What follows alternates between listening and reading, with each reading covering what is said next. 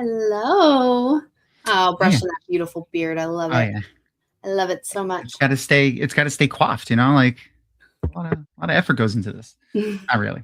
Well, happy Monday. Welcome, Hi, friends. guys. Yes. Happy Monday. Happy Monday. This is the happiest part of Monday. So That's fair. That is true. The very best part of every Monday. That's absolutely correct. How are you? Speaking of happy Mondays, there's a gnome garden. My favorite people. I know. And there's this weirdo. I don't know. About something. It's most of my favorite people in Glenn, Well, he's not really people. Either is this one. Oh man, so for those who don't know, we Crystal finally finished Clone Wars this weekend. We watched it in last night. Right. That was last night. we watched it together in Discord. So if if you're not a member on the Dragmount Discord, go join the Discord, and very often we'll be in there, or at the very least I'll be in there watching something or playing something, and always just talking to whoever comes in. But yeah, we watched 3 episodes last night? 10, 11, and 12. Because I had just watched episode 9, watched Revenge of the Sith, and then had to watch 10, 11, 12. It was incredible. Nice. It was so good. I had to keep reminding myself to breathe. I was like, breathe. Can't hold your breath the entire episode. Those last 3 episodes are so different than any other Star Wars show or even film. Like they're you were saying it earlier. They're so quiet. Mm-hmm. And the use of the final episode was so quiet. The use of music too, like the way they Rapunzel. The way they use music to like it dials up the intensity, and like they also like the way they depict the Jedi in the third to last episode is very like they're not like, it's a sense of foreboding that the Jedi are coming and the Jedi are going to be there. It wasn't like, oh, the Jedi are coming. It was so good. The tone. And Maul, he was always, I had him on a little bit tonight as I was just getting ready. He was always kind of shot in shadow. And then his voice was so much quieter. Oh, yeah. And like he had lost that kind of crazed manic thing that he'd had earlier. And it made him so intense and so terrifying. It was wonderful.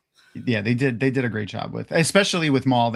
For these last 3 episodes, Ray Park, the original actor who was Darth Maul in The Phantom Menace, mocapped all of Maul for those last 3 episodes. And you can really see the difference in the lightsaber fight. Easily one of the best lightsaber fights in all of Star Wars is Maul versus Ahsoka Tano in the end. Oh yeah, and a huge congrats to this one. But speaking of, before we give her a round of applause, we have to let's bring her in and do it to her face, because that'll be better. And then we can see her blush, and that's always Aww. Look, here comes an awesome guest. Yay! The round of applause. It goes around. Congratulations on gainful employment. Well done. Congrats, Leia. Thank you. It's been almost a year. Fuck, man. Yeah, it's crazy. But you know what? That's just everyone else's loss. And finally someone recognized the gangster and hired you.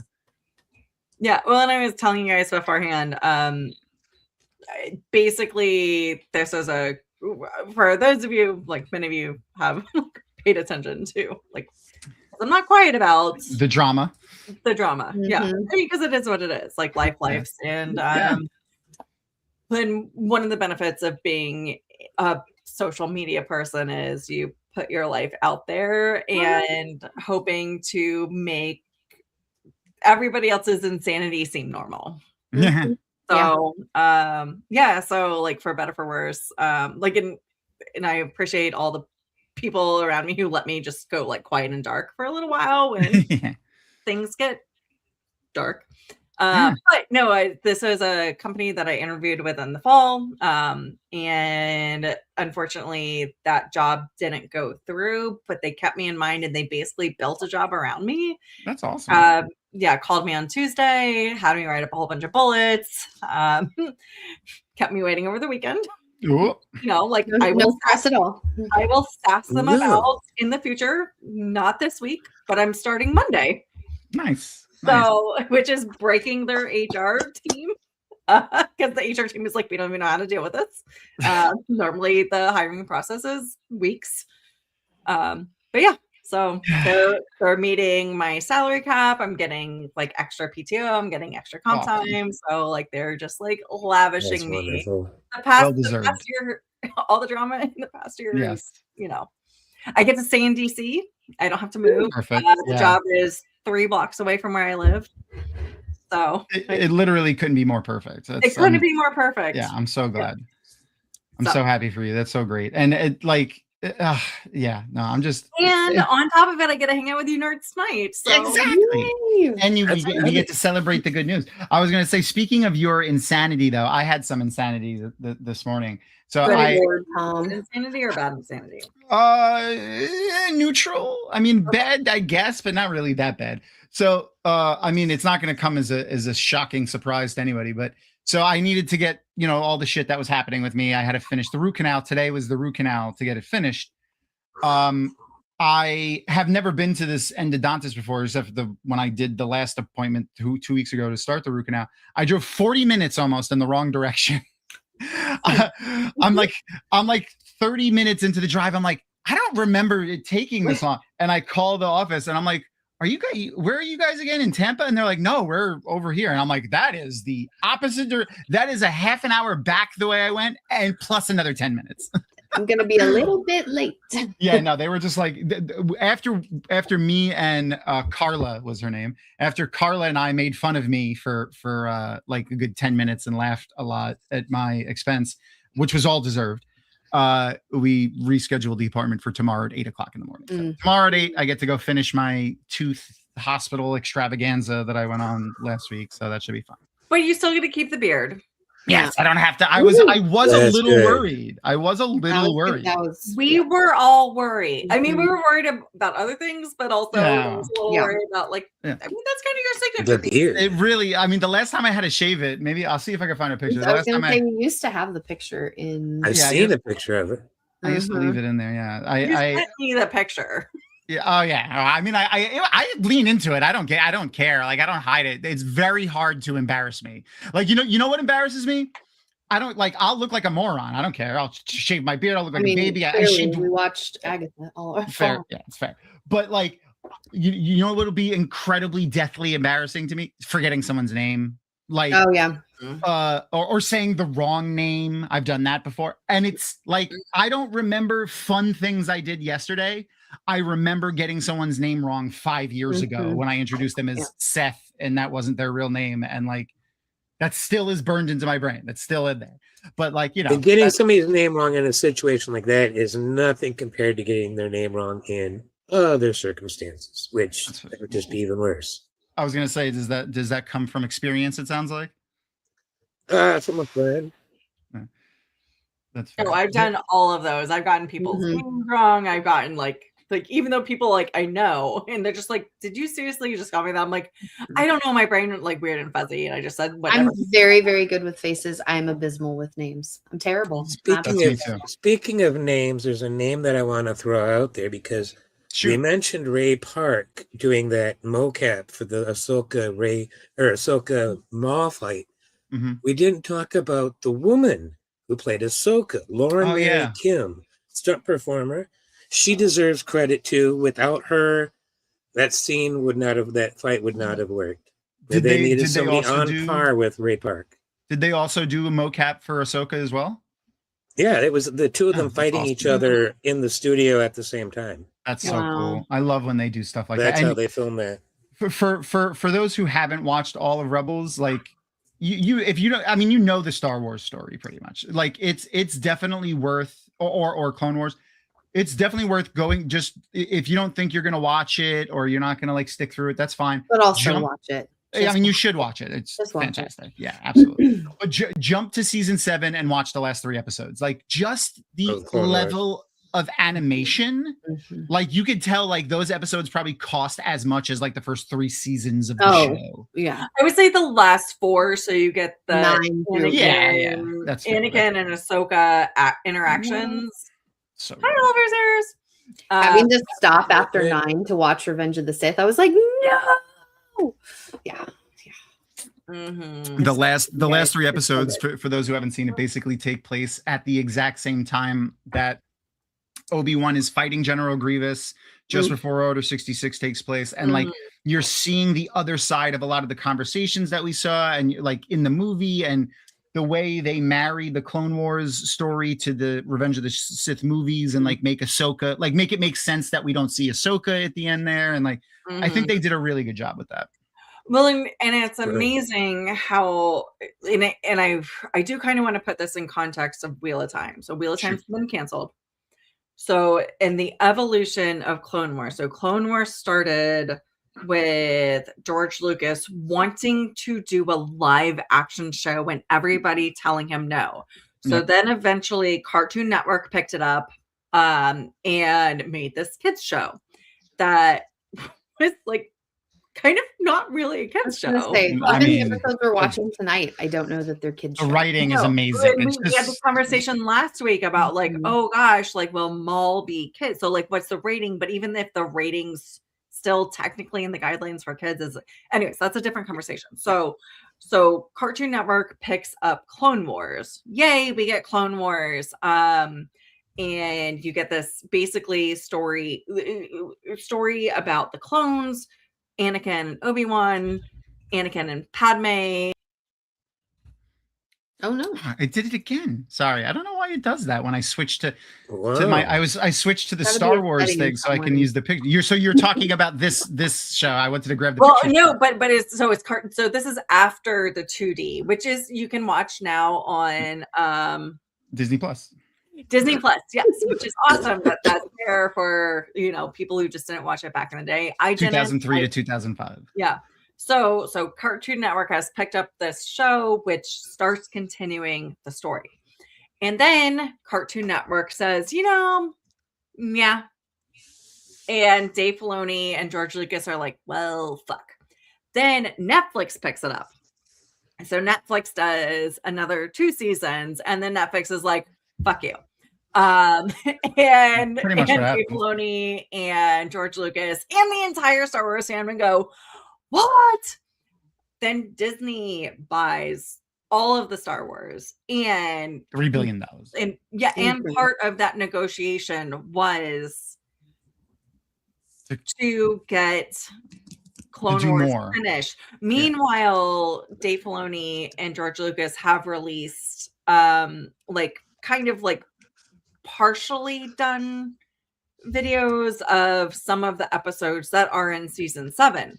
So like, again, attempting to just like have George Lucas and Dave Filoni having this storyline in mind. Like, here is how we get to the end of Clone Wars to where Revenge of the Sith happened. And this is where I get back to where I hope those of us in Wheel of Time can have hope, is that with the persistence of people wanting to continue stories, we do have hope that these things will continue. Yeah. I think there's definitely a good chance that we're going to see more stuff, and I'm very excited for what they're going to be doing. I hope they continue the trend of doing films and shows and cartoons, and not just like cartoons like for like little kids, but all ages. Like they have like Disney Kids, like young like kid TV shows. They have young adult shows. They have adolescent shows. They have adult shows. And I hope they continue that with the new story that they're going to do. I want to see multiple generations of people like love of Star Wars. And like, I want to see dads and uncles and kids and of all ages, like consuming Star Wars at the same time. That's what I want. But before we dive too much go ahead. What's up?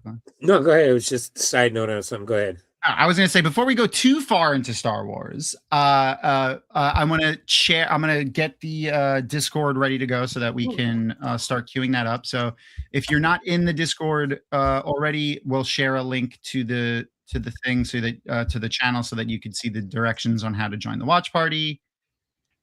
But the thing that I want to start with is, what are we watching, reading, playing like right now? Like for Crystal and I, it's like, what have we done in the last couple of weeks? For you guys, just something that you've watched, read, or played just for yourself, like not for prepping for a show or whatever. that you're doing for your enjoyment, and chat sound off too. Let us know what you guys are watching or reading. Ladies first. So since last week, I started listening to Project Hail Mary, which has been on my list for forever, and I'm obsessed. It is so good. I've been What is it? Out. It is a book by Andy Weir. So if you're familiar with The Martian, he's the author of The Martian. There is I know what it is. Okay. And there's a movie coming out in May, Yeah. starring Ryan Gosling. So it's kind of been making the rounds. Our friends Critter and Jessica Sweeteye reviewed the book in 2 parts on their podcast. But Are There Dragons? So if you're a first-time reader for Project Hail Mary, go check that out.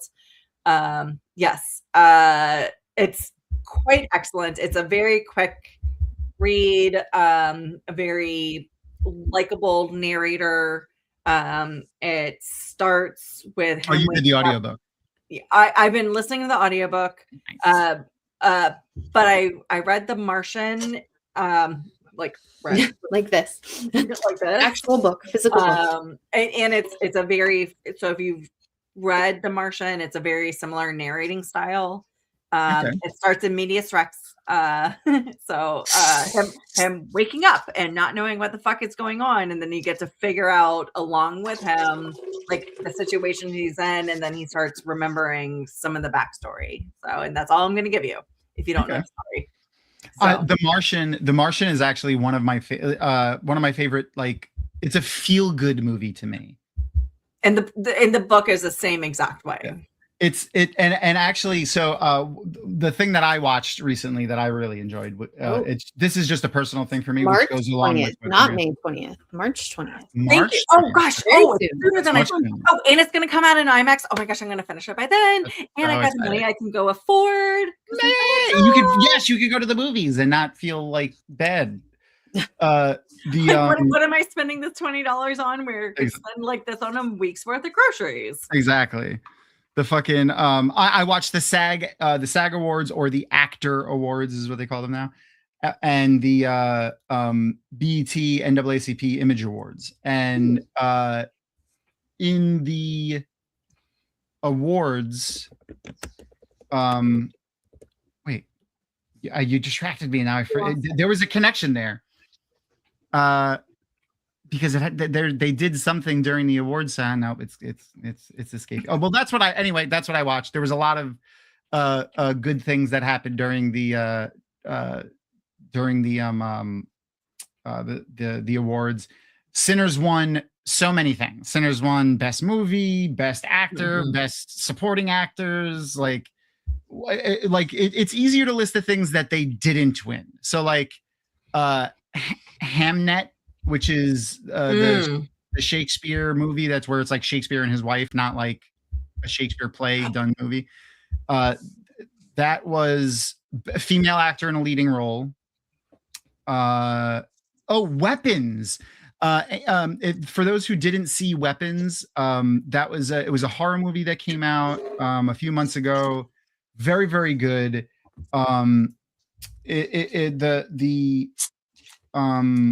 Previews for it just showed a lot of like quiet, like kids just sprinting into nothing, like running around and being fucking weird. But the woman that won, she won best actor in a supporting role, and she basically plays an evil witch, like literally, and like she was such a creeper and so weird. Here I have a picture of her. And it's just so weird. Like she's such a creepy weirdo. Like, oh my god, I just immediately thought of like old Leandrin. I could see that. Yeah. I could definitely see that. But her name is Amy Madigan. She's been an actor for a long time. If you look her up, you've definitely seen her in a ton of stuff. But basically, she plays like an evil witch that curses a bunch of kids, and she wants to kill them and stuff. It was a really good movie, and I'm glad that it won. But yeah, Sinners cleaned up, and one battle after another won a bunch of awards as well. The Pit, though, that's what I wanted to mention. The Pit won a bunch of awards, which is not surprising. And I also watched, even if you don't like The Simpsons, if you watch The Pit and you have Disney Plus, go and watch the Pit episode of The Simpsons. Oh God. A bunch of the actors from The Pit are on it, and they voice their characters from The Pit, and it's Noah Wiley. Cool. Oh, it's so funny. It's so tongue in cheek. They all they do is make fun of themselves, make fun of the characters, make fun of the show. It's all in really good taste, and like it looks like they had, like it really feels like they had a ton of fun, and was a great episode of TV that they did. I'm really glad they did that. But yeah, so I watched the SAG Awards, the NAACP Awards, which if you didn't watch those, you should go check them out. I forgot the guy's name. He's a stand-up comedian that hosted it. Really fucking funny. I really enjoyed that. What about you, Glenn? What did you consume recently in the form of media? Recently, I'm always kind of cracking out playing Baldur's Gate 3. I have a thing for building characters. That's what I like to do, is make characters more than play the characters. That's fair. So I endlessly am making characters and using mod to jump them to the 20th level right away. So it's like, boom. But I've been listening to Peter F. Hamilton's Void Trilogy, which is the second part of the Commonwealth saga that he wrote, sci-fi space opera. Okay. Favorite living author, Peter F. Hamilton. It is The Evolutionary Void, I think is book 3. Also reading a book, I don't remember the authors, 2 French scientists. It's called The Secret World of Denisovans or Denisovans. It's paleoanthropology. Yeah. That's the new. The Denisovans or the Denisovans or however you want to pronounce it. That's the oldest, or just no. It's another offshoot of the human species that they found. They're we have Neanderthal and chromatic, like the Denisovans or the Denisovans are a new one that they just discovered. Or have enough evidence now to say, they discovered them 15 years ago, but now they have enough evidence to say that they were a whole separate branch and all that shit. What's really weird is, going by DNA evidence alone, they have discovered that there was another branch of humanity in Northwest Africa that we don't have any actual remains. The only remains we have is traces of their DNA. In our DNA. In African population only, so... the other thing I've been doing is watching Wonder Man. I just finished that last week. Disney really hit it out of the park with that show. I almost think it might be my favorite thing I've seen from Disney Plus. And just how good the one season was. I was just so impressed with that one season that I kind of like it better than at least the live action stuff on Disney Plus. I really enjoyed it too. Ben Kingsley needs to be nominated. Well, both of them need to be nominated, but Kingsley, I think, hands down, to get supported. I feel like Sir Ben Kingsley, because you gotta call him Sir. Oh yeah, he right. He's just one of those people. If I see him in anything, it's like, no, I'll watch it. Got it. Absolutely. Well, and it was hilarious that they cast him as the terrorist / drug addict. I love his portrayal of that character. Is hilarious. 10, 15 years ago. 10, 15 years ago. And they're being able to carry this thread through He's to having today. So much fun. Oh, yeah. You can tell he's having so much fun playing Trevor Slattery. It's just, it's a great part to have. Oh yeah, it's a great part to have. It's like candy for him, It's like he just gets to play, Yeah, because he's normally they cast him in these serious roles, which like again do take a lot of acting. Absolutely. Right now, just like I get to be goofy and like. Yeah. You can tell that he's Gandhi was my introduction to Ben Kingsley. I'd never seen him in anything until that movie came out when I was a kid. Yeah, we saw that in the theater. Long time ago. That was a long movie. But the intent, not just Ben Kingsley in that show though, but Ben Kingsley does add a whole layer to that. Like I wonder like how different it would have been without him. But that being said, the whole show was very good. I really enjoyed Wonder Man as well. they didn't make it like it was fun and comedic without being silly or disrespectful to the actors or the character, even though the character of Wonder Man is a little silly in his own way in the comics. So I think they did a good job where they didn't take it too seriously. They didn't make a joke out of it.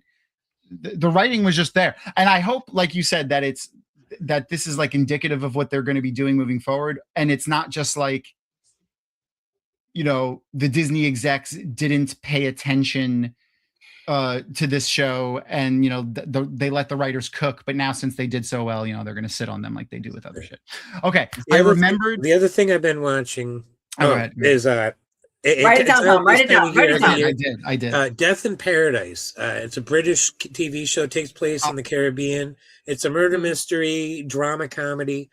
15 seasons now. This is the 15th season. Yeah, and that's pretty long running for a British show. Oh yeah, I mean it's long running for any show anywhere. Yeah. So I remember what I was going to say before when we were talking about The Martian, and then The Pit came up, and I was tying The Martian into The Pit because of something that they said during the SAG Awards. Okay, so it's why I like The Martian. It's a new genre that they've dubbed competency porn. So basically, watching a show where everyone in the show is so competent at their job, so good at what they're doing, they're problem solving, they're working well together, even though in The Pit there is some drama and stuff that goes on. But even the people that aren't getting along, when shit is hitting the fan or when there's something that has to go on, they work together and they get shit done. And they started calling it compedsci porn. Oh my God, that is such a good word for it. Yeah. And that's how I get. That's what I get from The Martian. That's where I was going with that. Is that I get that from The Martian. Honestly, competency porn is a great word for it, because there are shows I like because teams work together, and so and for better for worse, there are some like over positive shows about things that should be negative. So like The Rookie, which has Nathan Fillion in it, and a lot of those like 911, and the teams work together really well. So even though they're not necessarily realistic, I do enjoy that they're good at their jobs. They work together as a team. So and yes, there's conflict. The Pit is very realistic, and they do deal with real shit. So it's definitely a more real world version of these shows. But I do think, especially because the world is burning around us, having teams positively working together even when there's tension, and being able to be good at their jobs and do the things and succeed that, there is a that's why some of shit shows like 911 love it. They're completely terrible, but they're competent and positive, and and that is crack for me. Because I watch those shows and I feel like Glenn, because we all know Glenn. It's just that's not exactly how it works, and this bullshit, but I love this and it's amazing and I'm gonna keep watching it, and da-da-da-da. So speaking, they're not airlocks if they close like this. That's fair. Speaking of Nathan Fillion, though, did you guys see this? Hold on. Yes, I did. Yeah, this is very exciting.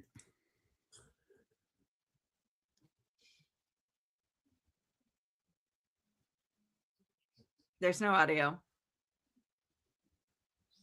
We're running the team. Yes, we are. Is this happening? Can you hear it? I can. Nope, but I can audio over it because I watched it so many times. Why? It said that the audio was working. Hold on, let me fix it. Are they doing a crossover between their shows or something? Oh, there we go. Now the audio is working. Here. Let me go back just a little bit. Okay, there we go. Oh. Are we doing this? Oh, we're doing this.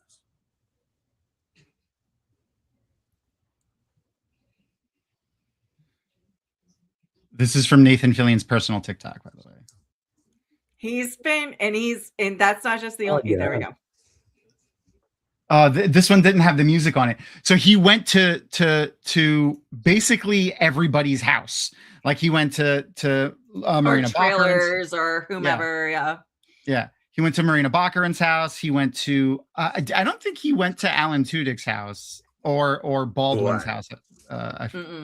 Because I haven't seen those. Yeah, it doesn't mean they don't exist. I haven't seen them. Yeah, but he went to Gina Torres's house. He went to Marina Baccarin's house. I think he did Jules' house as well. But when he went to Gina Torres's house, he's just Nathan Fillion. He's not in his rookie costume, and he's like, we're doing it.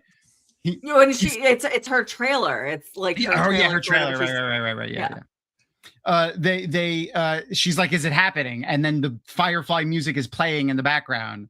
So like, and for a while, people were just like, no, they're just gonna do one of the conventions together. But news just got released.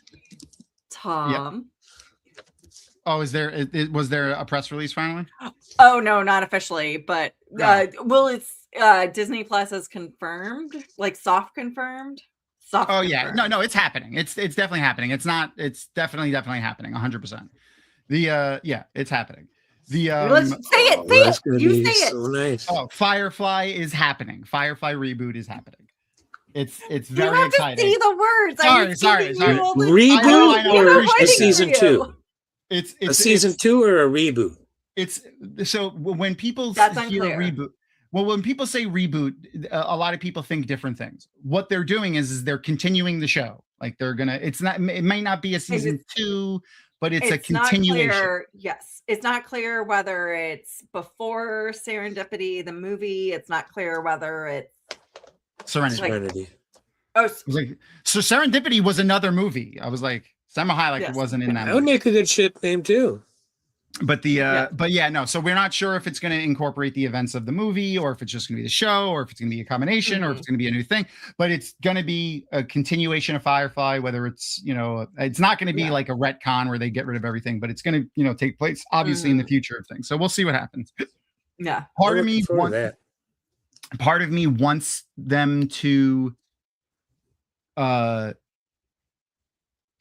like incorporate the movie, because I love the movie so much. Like Chiwetel Ejiofor, easily one of my favorite characters, like villains in ever, and like he's so good in that movie. But then obviously no wash if we go no wash. Yeah, that'd be horrible.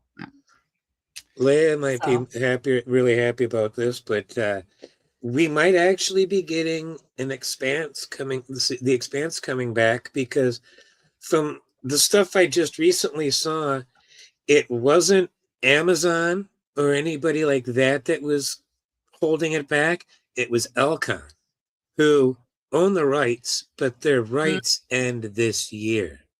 Their rights go back. And it sure sounds like Amazon and the guys who are James S.A. Corey really want the show to continue. Yeah, that's fair. I mean, it was a great show. I hope they finish it. Oh, and then the other bit of news that's actually bad news is Paramount is buying Warner Brothers Discovery. So they accepted. Although that's getting contested, so we'll see. Yeah, so. that's the current administration is going to push that through. Don't worry about it. That's well. We'll see. It's going to be hard. The courts are something different. So anyway, yeah. That's as much as you guys are good about talking about politics on the show. Like, let's just move on. That's fair. That's fucking depressing. And we've got a show to watch, which is Star Wars. Actually going to be like, these episodes are a little scary. Yeah, these episodes are. They like the one thing I really like about the Clone Wars is it's like, obviously, yes, it's genre specific. It's a space opera, or sci-fi, whatever you want to call it. But a lot of episodes dip into other genres, and this one definitely does some psychological horror, some body horror. It's pretty fun. So speaking of, we're gonna Erin will share the link in chat again, and we'll get ready to go in about a minute here, and we'll start the episode. And Tom, do you want to do it, because this is a continuation of the past 2 episodes? So these are the 2 episode conclusions of this arc. Correct. So do you want to do put you on the spot? Do you want to do a little recap of the past 2 episodes? Basically, they've been wrapping up their stuff on Geonosis. So Geonosis is the planet that they go to in the beginning of the Clone War, or at the end of the Clone Wars, several times in the Clone Wars movies. But that's where the movie ends, and where the Clone Wars, the actual war of the Clone Wars, begins. It begins on Geonosis, and in a lot of ways, it kind of Attack of the Clones and then Clone Wars. Yes, the movie. The Geonosians themselves are very much like ants, or wasps or bees. They're insectoid, life-size flying bugs. Yes, but they have a queen and a hive, and they have a somewhat of a hive mind. They go into some of the characters. But what happened in the previous 2 episodes? Because the clones were attacking, so did a whole bunch of invading essentially Geonosis. Yes, and we had a main character had some trauma happen to her. Yes. So Geonosis is where they build the majority of the Separatist robots. So that's why they're there. Ahsoka and Barriss there's Anakin and Ahsoka are there, and Barriss and Luminara are another Jedi Knight, and their and her Padawan are there. They were separated, and Ahsoka and Barriss were buried under some rubble, and that's pretty much where the episode ends off. And that's kind of they were able to rescue them. Oh no, that's where episode 7 ends up, and 8 is when they rescue them. I mean, and 6 is where they rescue them. Yeah. So, but that's pretty much where they're at. They're fighting on Geonosis, and they discovered that there's a queen, and they're going to go and deal with that. And that is pretty much where this episode picks up. And the queen's scary. Yeah, the queen is pretty scary. It's a really fun premise though, and they do actually go into it in one of the video games. There's a character in one of the video games. I don't remember. I think it's actually Star Wars: The Old Republic, the MMO, where there's a recruitable companion that is taken over, and he's part of the hive mind, but he's not evil. As part of a Geonosian hive mind, or just like a different culture? He's infected with the worm. Oh, with the Geonosian. Okay. Oh. Yeah, he's a human. He's a Jedi. We're gonna watch it tonight, y'all. So yeah, it's fun. It's fun. This episode came out in 2009. I think it's interesting that the same year Star Wars put out a book called Death Troopers with zombie stormtroopers.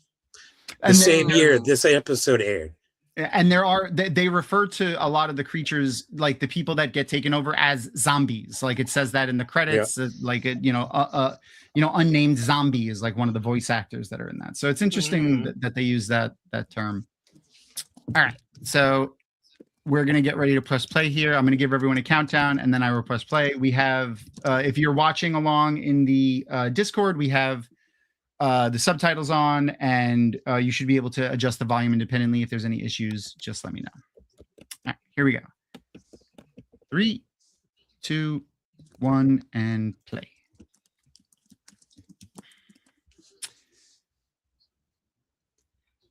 So no gift is more precious than trust. What Wheel of Time oh no, that's the second one, sorry. Sometimes accepting help is harder than offering it. Yes. Which Star Wars character do you think would benefit the most from that bit of advice? I feel like my always answer is Anakin. Wheel of Time? Oh, Wheel of Time, sorry. Yeah. I might have said Star Wars, but also Rand being the direct relation to. Yeah. I'm sorry, I was distracted. What was the question? Sometimes accepting help is harder than offering it. What Wheel of Time character would benefit the most from that advice?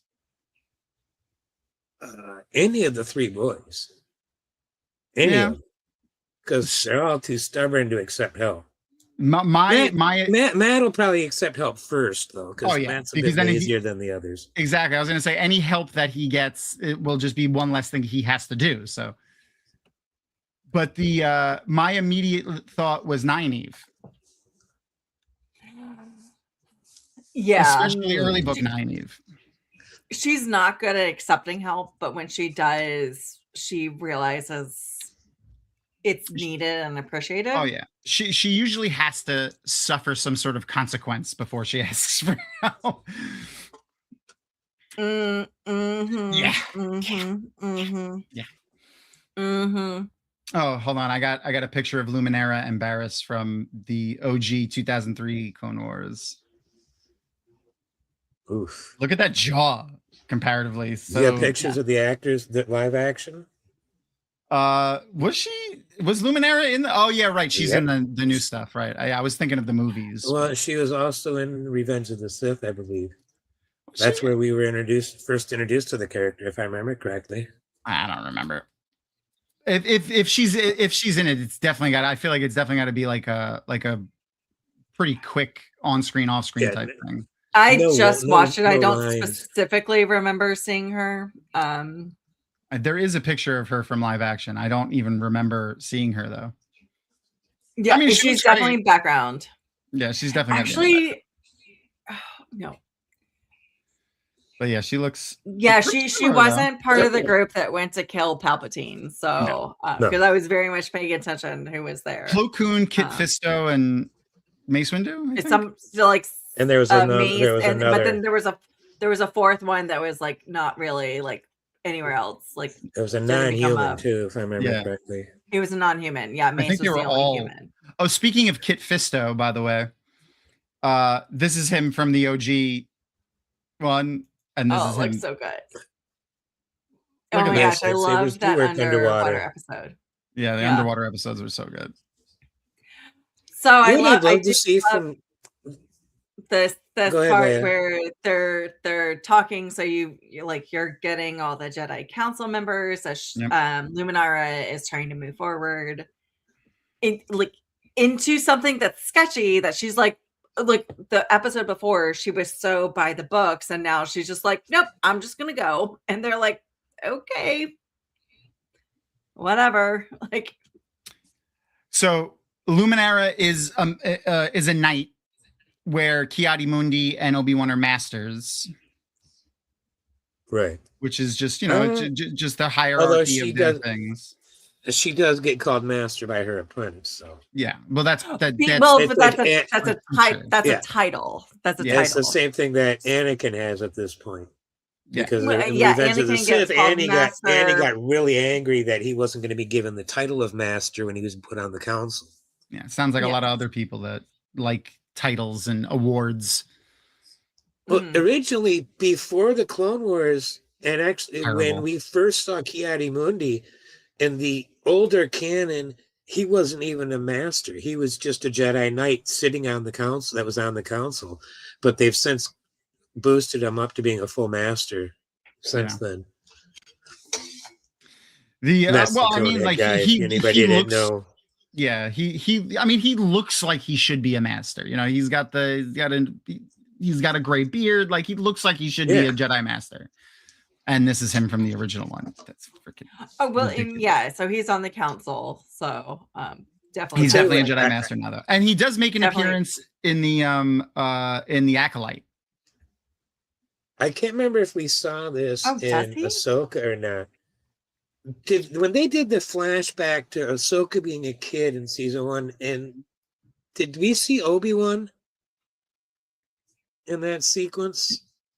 Because I want to see Obi-Wan with the armor. I've always wanted to see a live-action Obi-Wan with the pauldrons. Yeah, and you only see him in the animation. I was just trying to remember if we saw him in that scene, because they might have had him with that on there. That I don't remember. I can't remember. I don't recall. Hey, I remember is 2 months when I get there on my rewatch, I'll let you know. There you go. I do know that the actor who played young Ahsoka is the same actor who played young Gamora. Oh, that's cool. I found the image of Ki-Adi-Mundi from Acolyte. Mm-hmm. So is that him, or is that another person of the species? Because that's like thousands of years. No, Acolyte's only a few hundred years. Yeah, it's a few hundred years. 100. Before. I think it's still a few hundred years. Yeah. Yoda's 700 years old, or 900 years old. Mm-hmm. Some of those alien races can live for a long time. Fair. No, fair. that is like, Ki-Adi-Mundi. like, They name him Ki-Adi-Mundi. Oh, they do. Okay. Yeah. Oh, interesting. Yeah. I don't remember if Obi-Wan, maybe someone in chat remembers, or if you guys remember. Does Obi-Wan wear his armor under his robes in the Obi-Wan show, or is it just him in his robes? I don't remember. I've only that's seen what it once, happened in so 132 BBY, by the way. thank you. Yeah. It's always good to have somebody with those, like, here's where it happens knowledge. Especially when you're live and not just in chat. So yeah, the Star Wars, the timeline, that's what it is. Quicker the sacred reaction. Star Wars timeline. Oh, yes. Well, it was just kind of important. So, like, when you're starting to place things, because I think so too, reverse. It's just like the timelines, unless you have people who are detailed like Len, the timelines become muddled and it becomes very confusing. And there's so much going on. There's so much going on. So and I do have, for better for worse, like, I don't know if Wikipedia, like, so I don't 100% consider it accurate, but like, it's where a lot of the books and the shows, and this is like 2 years old, and the Wikipedia page has changed. So I'm glad I copied and pasted it. So again, for better for worse, like, it's, as much as we trust Wikipedia, it's the timeline with a lot of the BBY, so before Battle of Yavin, which is a lot of fundamental timelines in the Star Wars universe. But it helps me place books, video games, shows. Oh yeah. And like, and that context has become very important, because it's not always clear unless you're really paying attention to a lot of the details. And like, well, without saying who, I got a quick question for you. How many babies were born? How many named characters were born the day the Empire took over in Star Wars? No idea. I have no idea. 3. Luke and Leia were born, and then there was somebody else born that day. Who? You meet him down the road. And Rebels, Ezra. Yeah. Born same day as Luke and Leia. So in a galaxy of trillions of people, there were only 3 births that day. 3 named births. 3 notable. As of the ones that we know of right now, at least. Yeah. And there's our undead Geonosians. Oh my gosh, the zombies. Right. Yeah. Which are terrifying. You could tell, like, how they walk around is very different. I shared a link in chat. The best website to use for Star Wars lore and trivia, Wikipedia. It's literally what it's called. Oh, I go to that all the time. Yay!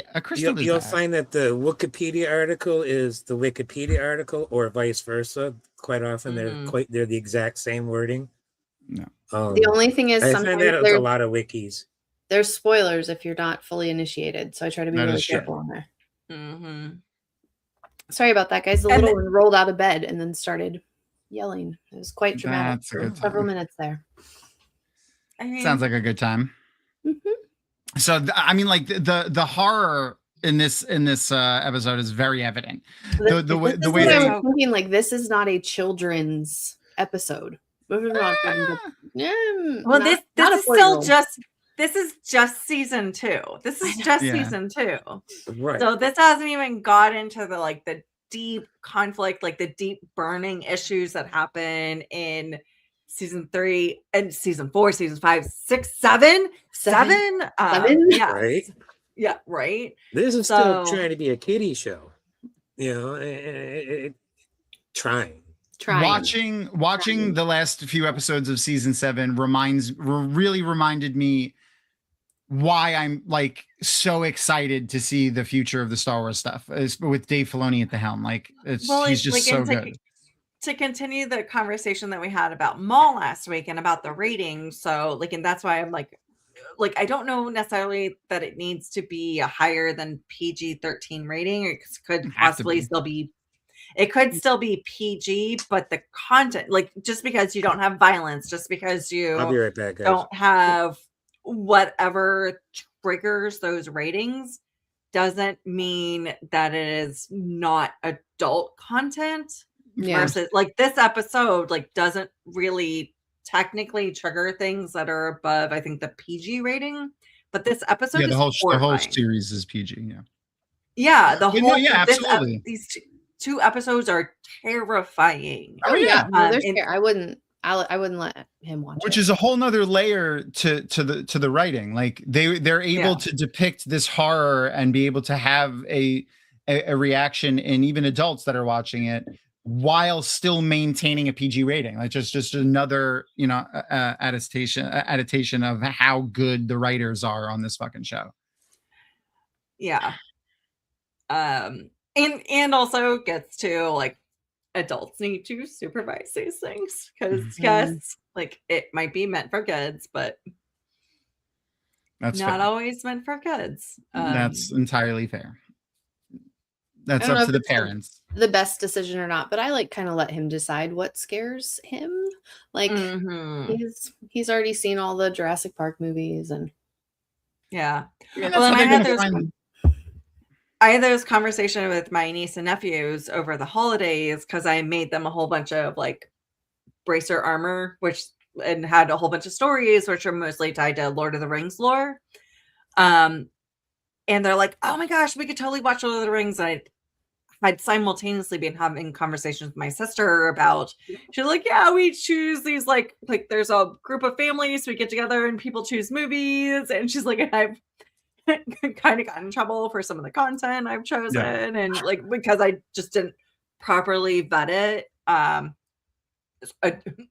Parenting these days, but I was so talking with the kids. I was like, no, Lord of the Rings, like it's a little scary. There's a lot of like killing and like war, and they're like, "Oh, we watched Dunkirk." I was like, "You watched Dunkirk?" They're like, "Yeah." I was like, "Okay, there's no reason." So I like.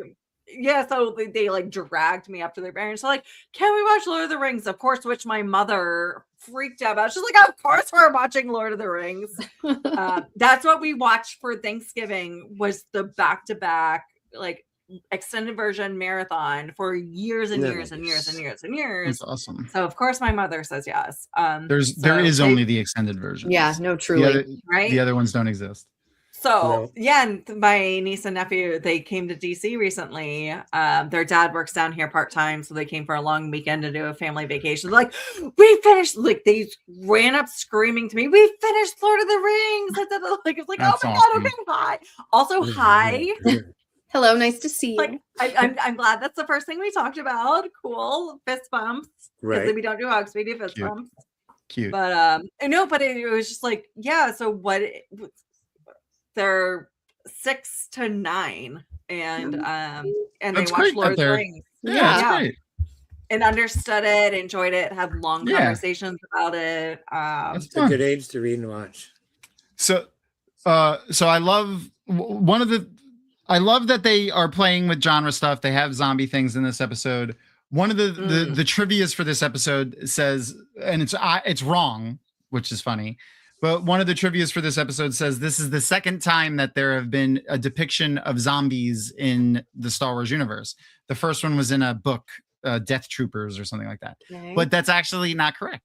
There was a depiction of zombie. They don't call them zombies directly, but in Knights of the Old Republic, which came out long before 2009, we had the Rack Ghouls and the Rack Ghoul Plague. And this is what the Rack Ghouls look like.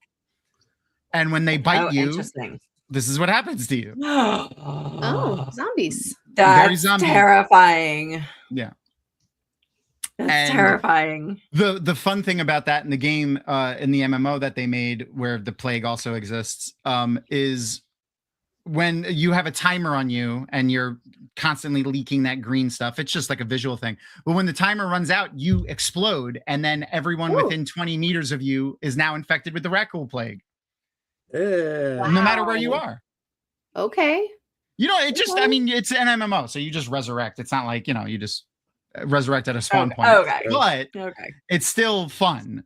And it's very similar to a thing that happened in WoW, where real epidemiologists, like people that study viral infections and stuff, studied World of Warcraft during the Blood Plague and Star Wars: The Old Republic during the Rakul Plague, and how quickly transmission spreads, and how, you know, it was really interesting things. There's some articles on it. If you well, Google, because you can get real world data based off of contamination and how quickly it disseminates in these online environments. Yeah, which is fascinating. Yeah. You don't have to actually contaminate people. Yeah, and unlike these creatures, which directly have to contaminate your brain, they have to crawl into your face. I feel like there was an iPad, like a game on the iPad for a while or something called Plague, where you tried to see how fast you could. Plague Inc. Yes, you play as the plague. Yep. Yeah, you play as the sickness. Well, and again, like, it's interesting how you can, like, and basically video games become these models for the real world. So like people who randomly come in contact, and based off of wherever you are and then wherever you move, and it is a natural model for real world movement. And in the fact that, like, video gaming culture, as much as like some like gen old people are like, video games are the demise of the world, it's like, no, you can actually just a new study thing. Well, no. But like you could introduce these types of things where an etymologist can study the infection rate. So like, hey, and let's create a video, like a fun video game where here is the R insert whatever here on how quickly it infects, and see what that does. Exactly. Based off of what that's fucking fascinating. It's so awesome. It's so awesome. Video and I'm games so have been used in a lot of ways. Video games, for a while there was a video game called Folded, I think it was, that it was all about folding and unfolding proteins, trying to find the way proteins fold. It's a moot point now on that because the AI has figured that out for us, you know, in the last year or two. It was when the game was just a way to outsource the computing power to people. Yeah. To having people do the compute. Yeah. A lot less efficient. But I've also than seen the AI, stuff. But Video games are used as therapy. Yeah, actually. So this part grosses me out so much. It's like, so terrible. They felt like they really like Anakin really seemed like he didn't give a shit when they were taught. Like, I know they were joking, but it really didn't feel like he cared. Nope. I'm so sensitive about my nose, so like I can never do any of those like the flu vaccine that goes up your nose. I cannot do. Absolutely cannot. Like, I will like vomit before that happens. I can do the thing. 100% was like, why is she not? I know. Don't even use the Force. I know. I can, you know, those sideshow people that can like hammer a nail into their nose. I can do that. Nope. You don't actually have to hammer anything. It's just if your nose. I don't. Even if my partners like just like touch my nose, I'm like, no, stop it. And I don't know why. Like, there's nothing, like, I can touch my nose, but like even thinking about somebody touching my nose is weird to me. Everyone has their own things. Yeah. So it's like the thought of a worm going up my nose. I'm just like, could you just go in my ear? Could you just like go in the ear instead of the nose? No, that's a phobia. I am so afraid to get like a spider or some shit in my ear. It's terrifying. If it went up my nose, I can in theory blow it out. But if it goes on my ears, I can't. It's in your brain. Yeah, it's too close. So, There's too much. I'd rather have it try my sinuses. Yeah. I'm also pretty anal about making sure like my ears and like everything is clean. Besides, any worm trying to get into my brain to my sinus is going to get stuck because my sinuses are always clogged. Fair. As you can hear from my voice. So these zombified Geonosians are pretty interesting because it's not like their brain is just taken over. They're getting shot by the blaster bolts and they don't care. Yeah. Like, it just doesn't matter. Mm-hmm. And they're not going to do a headshots thing on Star Wars. Of course not. Not on the kids show. Yeah, only on droids. Right. Well, and they do make a point. I don't know if they already have, because we've been 100% paying attention, but it's like, oh, this is the effective way to take them out, because you can't say kill, take them out. Yeah. So I think they've Just the already Anakin? said. I think they've already said landing? the effective way of taking them out. Now they're taking the king, or not the king, but He's the separatist leader. He's the representative on the Poggle separatist the council. Lesser. Yeah. Poggle the Lesser. Poggle the Lesser. Yeah. Yeah, I love it. So, Just now, if they all go flying up out of that geyser basically and come landing, everybody lands normal except Anakin, who lands on the superhero 3-point, to knee 1 foot, down onto his knee like that. Superhero pose. Spider-Man. Yeah, I was like, of course Anakin's gonna land like that. All right, we're gonna let it play right into the next episode. So if anyone is following along, just let it play right into the next episode. Yeah. Yeah, but Yoda. it's interesting because we talked about this last week, but this is essentially the genocide of The Geonosians. Geonosians, yeah. Or at least this colony of them at the very least. Mm-hmm. And you don't really see them, crystal pluggers. Attachment. Until Rebels, when there's a little flip there. So okay. Attachment is not compassion. Yes. Oh, attachment is not compassion. Who would benefit in the Wheel of Time from having that advice? I would say the inverse would be appropriate for Rand. Compassion is not attachment. Compassion is attachment. It is attachment. Okay. I think Rand does this to an extreme degree that attachment is not compassion. I think that's where we get Darth Rand from. Issues. Yeah, that's fair. Maybe men. Yeah, I could see that. And maybe a little bit Perrin and Fael. Oh, yeah. Yeah, they need not completely, but like. Yeah, Book, Perrin, and Fael, their relationship needs a lot of help.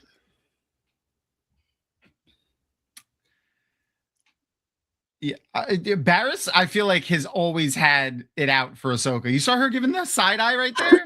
Yeah. Like I'm very of the opinion that like if that darkness is there, it's there. Like it's not like it wasn't there and then it is there. It's always been there. I literally wrote that down. I was like, Barriss was already showing signs of like darkness here. In hindsight. It's brewing like the well, she was so rigid, so yes, like yeah no, Luminara does not help Barriss's case. Like Luminara creates the bad Barriss. Yeah. So if Barriss had somebody who was like Obi-Wan, or like I don't think Barriss and Anakin would have gotten along. But what can we do for you, Frank? What do you need? Is it just me, or does when the clones have hair make you feel a little uncomfortable? Oh, I love it. Especially I love the hairdos. The high and tight I can get used to. The high and tight I can get used to, but it's all these weird other hairstyles. Just I'm always like, I don't like it. I don't like it. It's so that they do that so that every clone is an individual. I know. It still makes me feel uncomfortable. I don't know why. Yeah. Oh my god. Tom's being salty. Tom's just being salty because. Oh yeah, totally. If my hair gets this long, I get like OCD. I start scratching my head until it starts bleeding. I hate having hair on my head. I've been shaving my head since high school. Wow. I hate not having hair. I hate having hair here. This drives me nuts. Well, and being from the military and like knowing how much like even within the confines of the regulations, how much hair means to guys. Yeah. And like even within those like little bits that they're allowed to have their hair and how they're able to do it in style, again, having their own individualism. Like I appreciate the way the Clone Wars has done individual hairstyles for almost every single clone you see on screen. Yeah. Well, it's just another way to express their individuality. And and again, that's true. Like so, within the U.S. military, where they're all literal individuals still having that like independent control over such a small thing, and how much that means to them. Oh yeah, huge. Is like it's like Tom, I'm so glad you brought it up, because it is definitely something that I've noticed throughout watching all the Clone Wars. The other thing that I like that they do with them is they give them the, like, you know, all their own little personalities outside of just the hair. Like they have he has tattoos on his face. They have slightly differing voices sometimes. I think they do a really good job with that. Even though it's the same voice actor. And how amazing is that voice actor? That's incredible. D. Bradley Baker, I believe. 1000% agree with you, by the way, Frank. Yeah. Perrin and oh my God, this part is so gross. This part is so gross. Definitely have a toxic relationship. Oh God, It's the sound. It's the sound. They definitely have a toxic relationship in the books, and it's unhealthy, or at least large aspects of it are. Yeah. So gross. It's this, you know what? Like, obviously the visual was bad, but the sound, like it was it's terrible. Yeah. I would describe it as a squelch. Ooh, yeah. Oh, I love the lighting in the galley here, where the only light is on them at that one table. Yeah, it's like a spotlight almost. The horror aspects of these past two this episode and the previous episode are. Yep. The lighting in it is gives very horror. The music, well, and just like the whole concept of losing bodily autonomy just feels like foreshadowing for Order 66. Like they're absolutely great point. Well, and this is still season 2, so they're still new. They're still figuring out how to do all the like technical details. But the fact that they're able to execute these 2 episodes, even the past 2 episodes, like just again, the animation doesn't directly compare with what you get in the later episodes, but it is still just so compelling. Yeah. It's so amazing. Oh, like the blank I just love how they just how in animation do they make their eyes look dead? Like, what is it in the animation that just makes them look completely glazed over? Right? It's fascinating. Amazing artists. Yeah, no, truly. And I have friends who think that Clone Wars is ugly, and that's why they won't watch it. Yep. Yeah, well, I mean, that's their loss. So, they're okay to be wrong. I can't say that they're wrong, because I'm the one who thinks that anime is ugly and won't watch it. So, that's fair. Yeah, everyone has their own little things. I will say, like, in season 1, I think it took me a little bit to get used to. Like, I noticed the animation. By the time I got into it, I think I stopped kind of paying attention to that part, but just because it was so different. But I think it looks fantastic. Well, and also it's 2026, and the initial show came out in 2009, 2010, 2008. So we've got over 15 years of progression in cartoons, animation, anime, whatever you want to call it.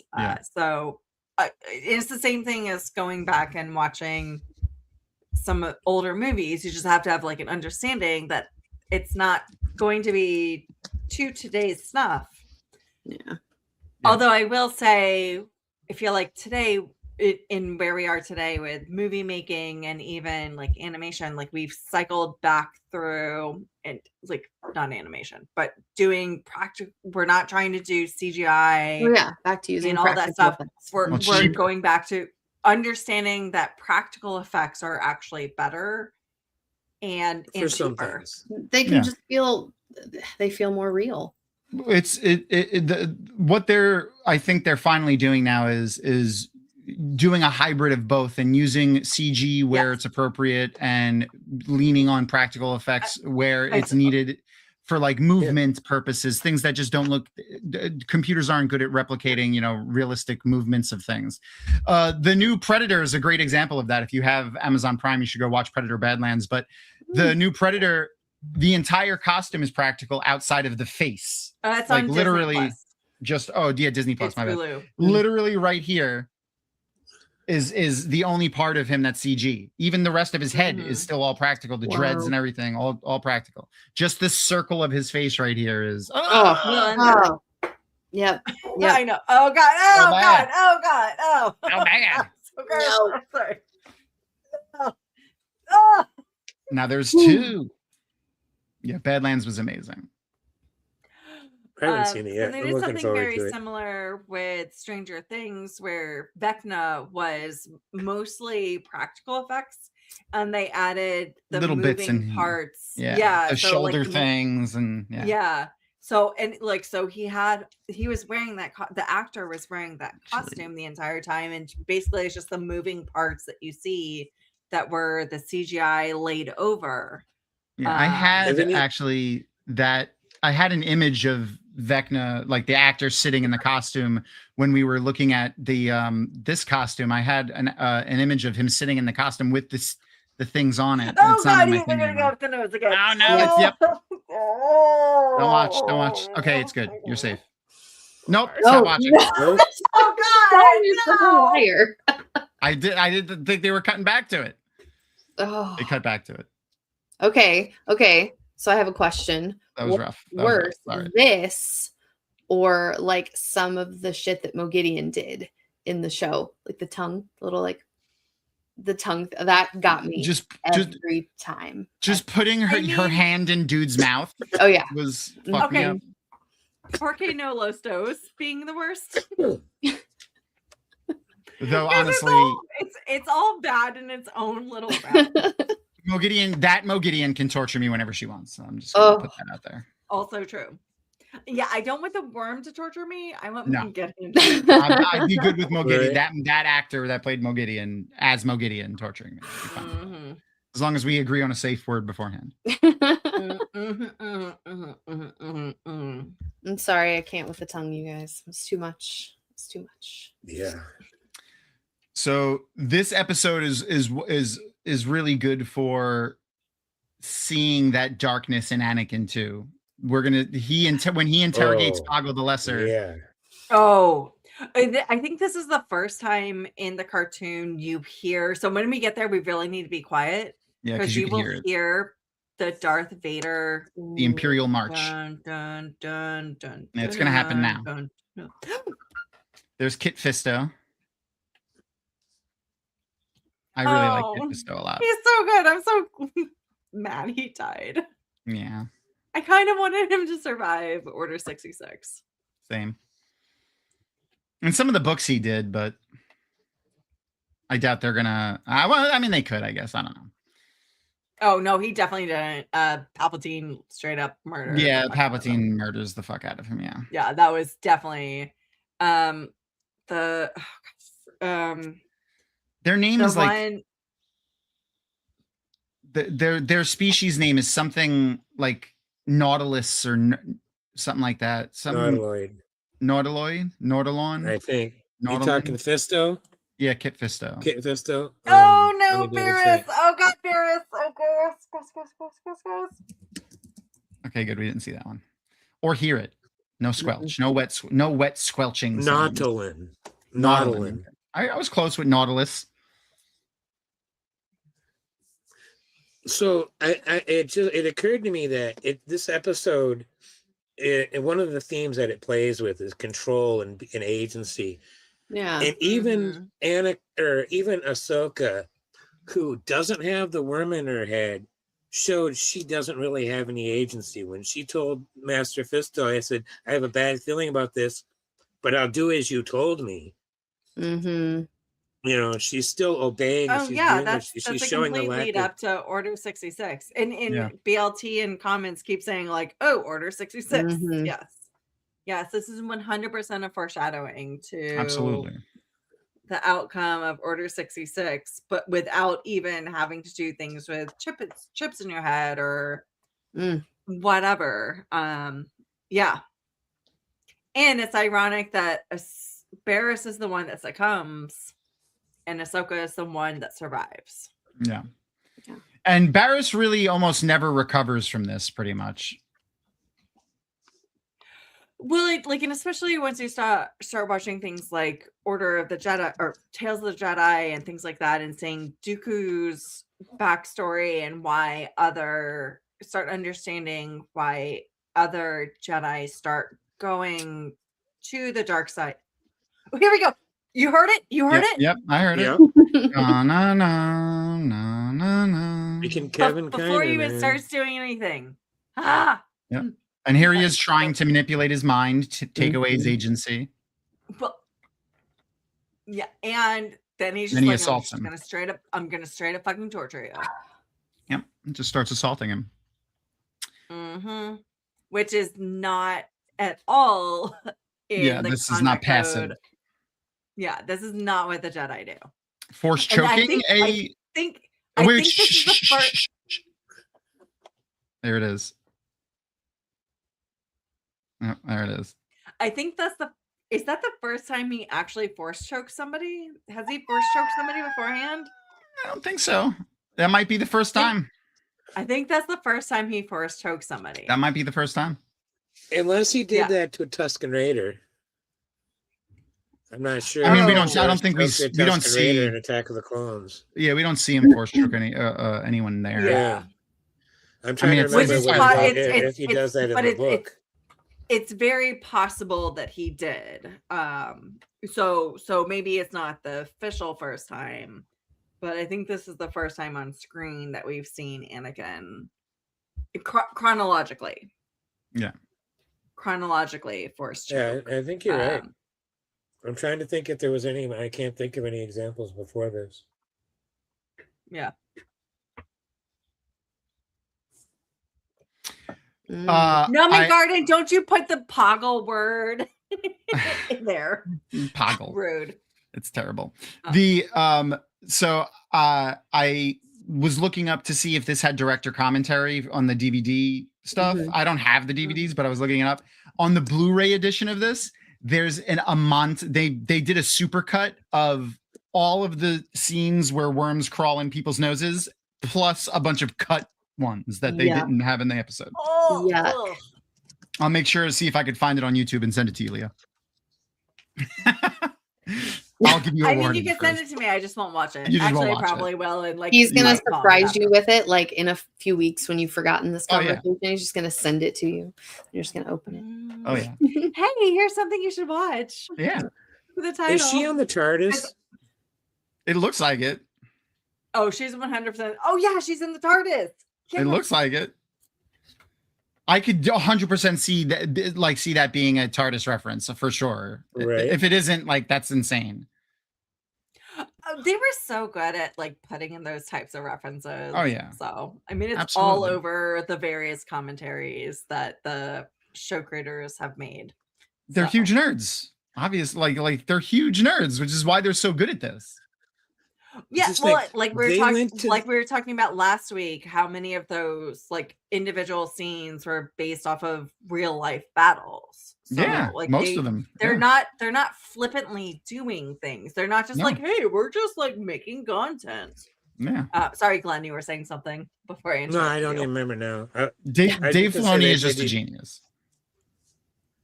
They designed ship that was just a tugboat in space.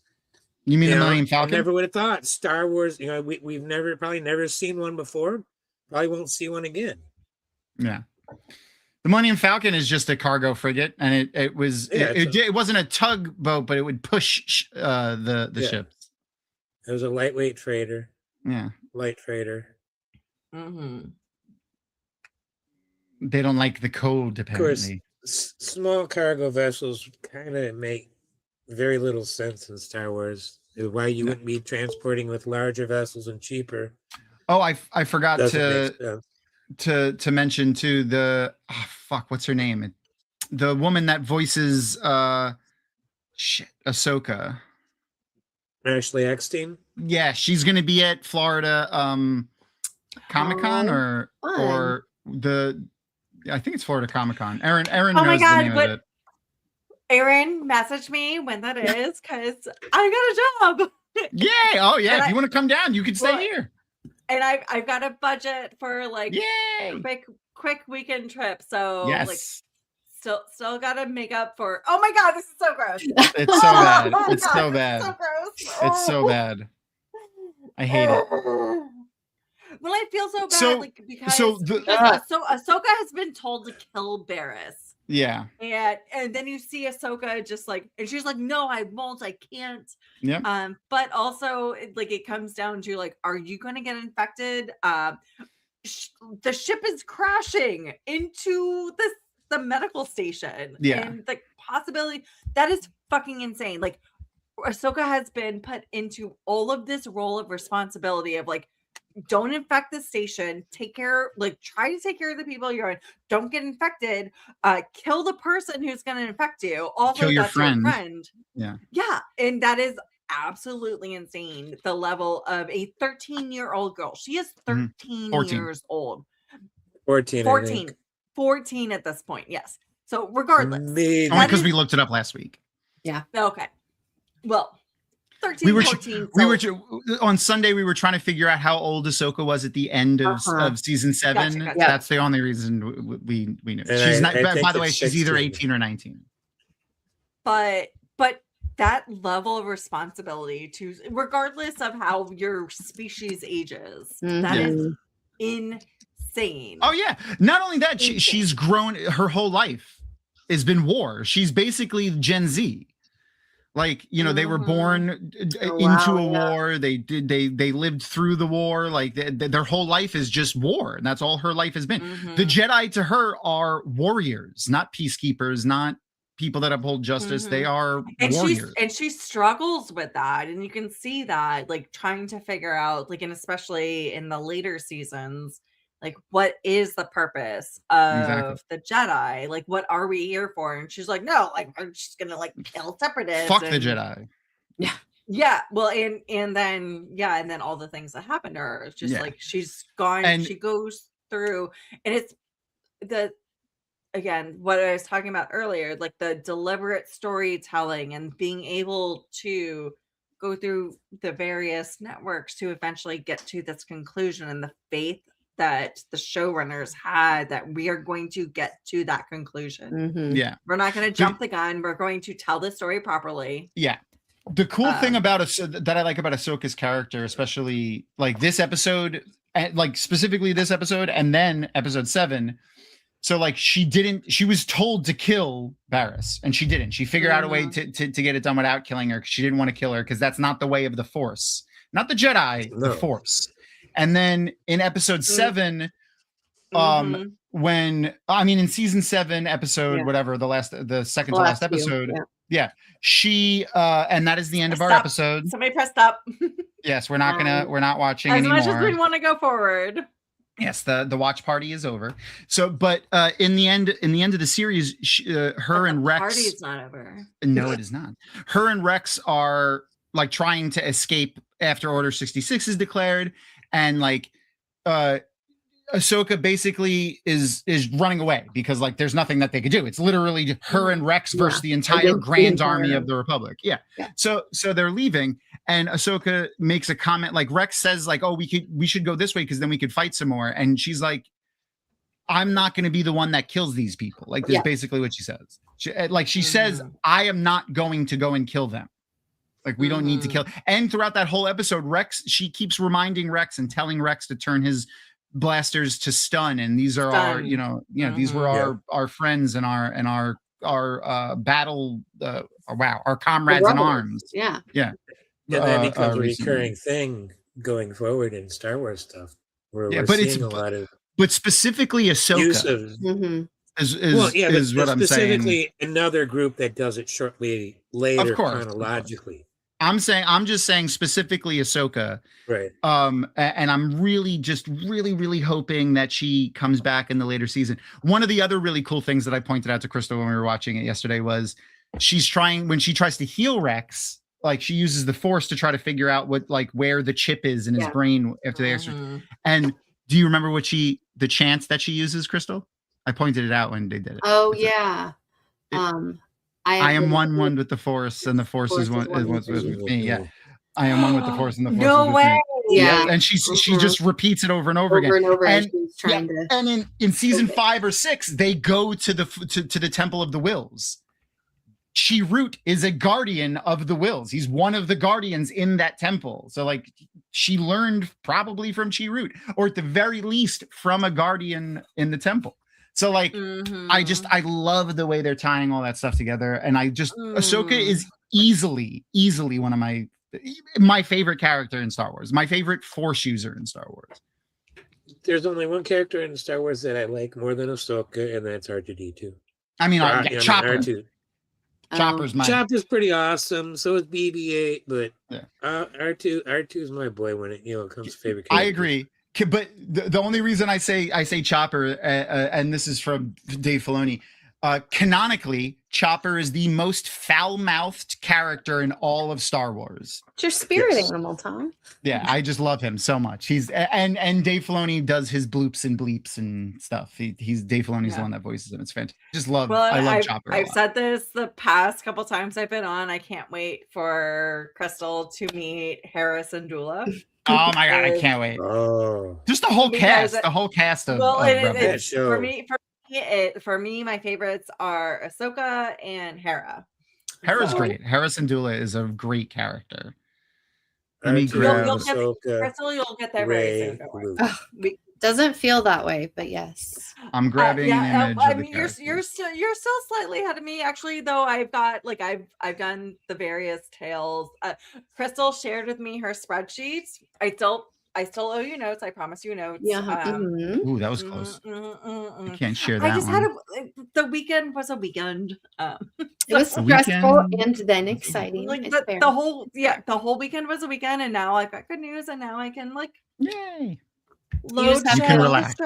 You need to write you on your schedule. I accidentally almost shared a spoilery version of this picture, but this is an unspoilery version. So this is the cast of Star Wars Rebels. I really can't wait for you to watch it. So Hera Syndulla is over there on the right. She is General Hera Syndulla. Once you get to Rogue One, she's General. Yeah. Yes. Zeb is in the back there. He's the not a Wookiee. Yes, and then we showed pictures of last week. Yeah. And then Kanan Jarrus is there on the left. We're not going to go too much into him, but that is him there on the left. He's in the forefront. Yes. Yeah. And then my favorite Mandalorian, Sabine Wren is over there on the left. She easily has the best, outside of my Mandalorian's armor from Knights of the Old Republic, which was pink and white. She probably has the best Mandalorian armor. It's dark gray, black, purple, and orange. Ooh, absolutely gorgeous. I love Sabine Wren's armor. Yeah. There's nobody in Rebels that you're gonna dislike. Okay. Besides the bad guys, which you're supposed to dislike. Yeah. But even the bad guys, a lot of them are pretty cool. I was gonna say, yes, even the bad guys, you're like, you're not the worst. Like, yeah. It's kind of because it's not Elida. Elida, is there's like a good guy, but a bad guy. It's the bad. So it's like Morden. Like Morden is a bad guy, or people who like Landfair, people who like Montgomery. Like, I know you're a bad guy, but like I kind of identify with you somehow. That's the good thing that Star Wars does, is they make these complex villains that aren't just big bads. They do have the big bads too, that are just like, we hate them and they're just evil to their core. Completely unredeemable. Palpatine and a lot of the there's a lot of other emperor like people the Inquisitors. In the video games. The Inquisitors though are redeemable in some ways, and some of them do get redeemed. Okay, fair. Yeah, and they have a very interesting storyline. Specifically, the Grand Inquisitor was a guardian of the Wills. Yeah, no, it's another interesting thing. Also, Crystal, this is a lot of words that are not going to make sense to you. Anyway, this is the picture that you sent me, Glenn. Oh wow, it's an early Ralph McQuarrie's early concept art for before Star Wars was made. Yes, this was when Lucas was still pitching it to the studios. But Zeb goes back to the very beginning, design-wise. He was an early sketch of what they wanted the Wookiees to look like, and they threw it away. And then when they were making the new cast up, they were like, we want something like a Wookiee, but not a Wookiee. And then they went back through their scrapbooks and, pulled it out. And I love that when they do stuff like that. So I always love when they do that. They, they give life to McQuarrie. Yeah, well, they give life to art that an artist made, 40 years ago. And it has new life now in a show, and it's going to live on for a long time. Zeb is going to be around for a while, I hope. Or even like throwaway background characters that they made in the original series. So, like, and they've kept all of them, and that's one thing that I appreciate about Acolyte. Listening to podcasts about it was the Acolyte so much. The person who, like, it's not the costume person. There's a specific, like, it's not the prosthetics person, but there's a specific person basically in charge of the aliens, who brought basically a whole bunch of stuff out of the xenobiologist. Like, sure, we'll go with that. We'll go with that. Like, that's yes, that sounds right. But they brought out all of these old costumes, all these old concepts that were just used one or two times and insert whatever movie here. Exactly. And they're like, okay, let's make them like featured because we want to put more aliens in the Acolyte. We don't want it to be quite, even though humanoids are going to be the main characters, we want a lot more aliens in the background, which is a fascinating concept. Oh yeah. And the fact that they were able to like basically pull them out of mothballs. I'm so glad that sorry.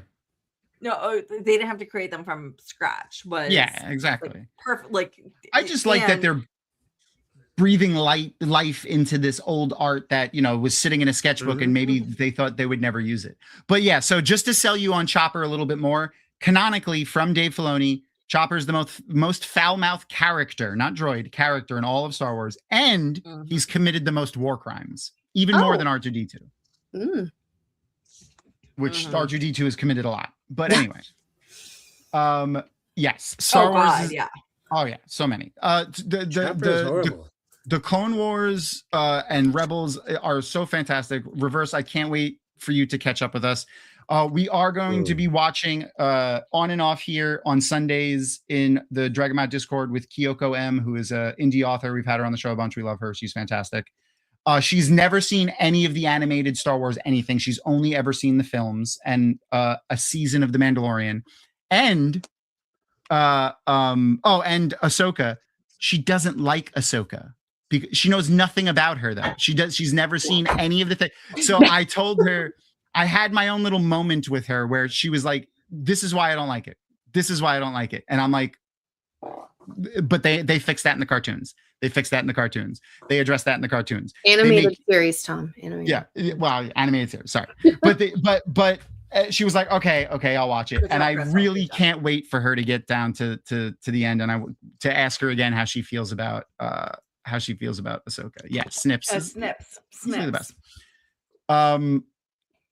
I can't wait to find somebody that I can nickname Snips. Actually, I think it's one of my nephews. Oh yeah, it's got to be. It's the nerdy nephew. That works. We'll appreciate it.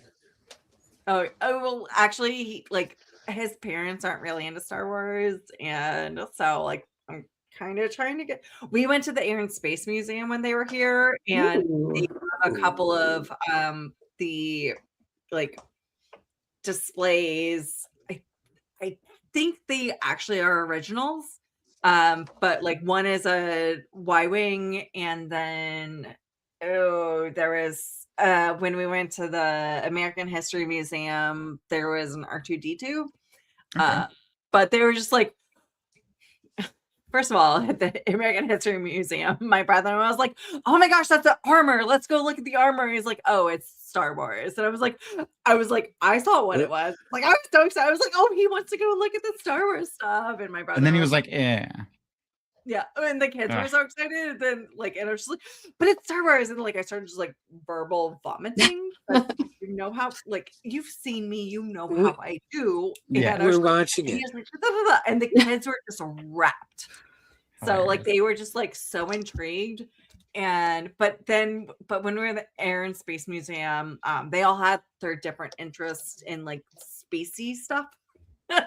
So nobody and they're like, but my brother-in-law was the one who was like, oh look, it's like the Star Wars thing. I was like, I know, right? And I was like, he and I the kids not paying attention to it all. The kids are looking at the educational stuff. You guys are looking at the Star Wars stuff. That's funny. Yeah, but I was also surprised that my brother-in-law was excited about like that. Like, oh, that's cool. I was like, you don't like nerdy stuff, but okay, cool. Like, we'll nerd out. I was like, yeah, this is like, and I just started like doing what I do. And then he got distracted by something else, and I kept talking, and he walked away. Fair enough. So we did get one more. We did get a bit of Star Wars news today. Oh, which was the announcement of the Star Wars Starfighter movie is going to be premiering in IMAX alongside the 50th anniversary of the original films. Ooh. So this is going to be the first re-release of A New Hope in the original films since Disney took it over.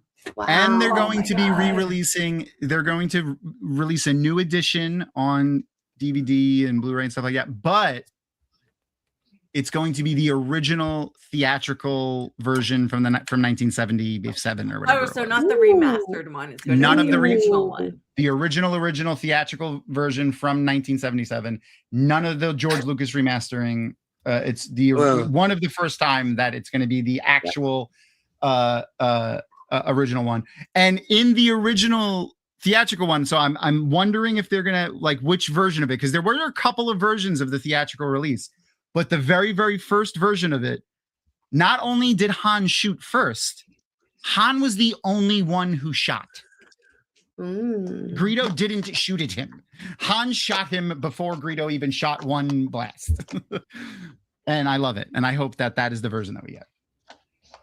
But yeah, so just keep an eye out. They haven't released an exact date yet. But Aaron's preempting what you just said, which is hilarious. The thing, this is why you guys are a couple. This is why you guys are a couple. Like, you guys share the same brain. Oh yeah, we do. The thing about Han shooting first, I sit in the Harrison Ford camp. I don't care. Han Solo's Han Solo, whether he shot first or not. It doesn't really change anything. It doesn't. I just like it. It's just a fun thing. Yeah. But yeah, so it's going to be just keep an eye out. It's wild west rules. Who the fuck cares? Absolutely. keep an eye out on the social medias and the announcements and stuff. They didn't have an exact date yet, but it's going to be the 50th anniversary re-release of the originals and Star Wars Starfighter in IMAX. I'm very excited for that.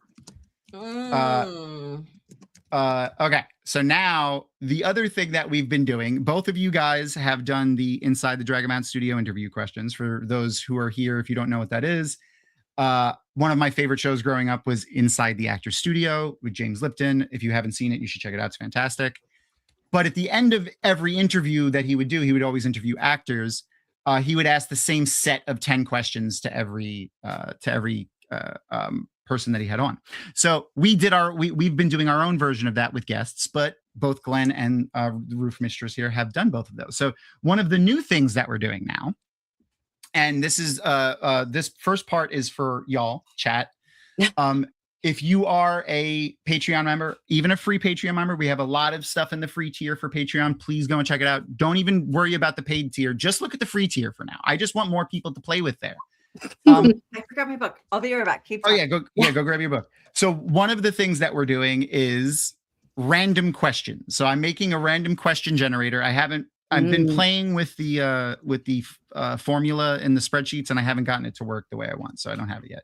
But one of the things that we're doing is, if you're a Patreon member, you can submit random questions, and it'll pop up in our random questions that we now do with people that have already done our Inside the Dragamount Studio questions. So, and I might hate you for the question. I'll be mad at you. That's fair, and I will give you like a shout out for the questions when I read your questions. So, and I'll let you know if I'm going to be doing it, or if I plan them out early enough. But I'll get or maybe Aaron or Rapunzel can share a link to the Patreon. And then the other thing that's going on currently, I forgot what chapter we're on. Let me look. Is our current book club book, The Black Tongue Thief by Chris Pullman. Yes, it's a book club. It is just like most book clubs, excuse me. except since Tor is our sponsor, we do all Tor books, and at the end of the book club, we do a private author Q&A and interview with the book club and the author, and either myself or Crystal or both of us, and that is going to be no different for this one. So fun. I'm still working on dates with Chris. He wasn't able to do a March date, so we're looking at the first right now, the second or third week of April. He's getting back to me, but we're going to do an interview with him. It might just be like a week or two after we're done with the book. But that is something that is another thing that we get to do with our Patreons, and available for the free tier of Patreon. So go and check out the Patreon. Anyway. So it looks like you guys have chats open up to chapter 32. Like mostly people have only commented for up to chapter 14. So exactly.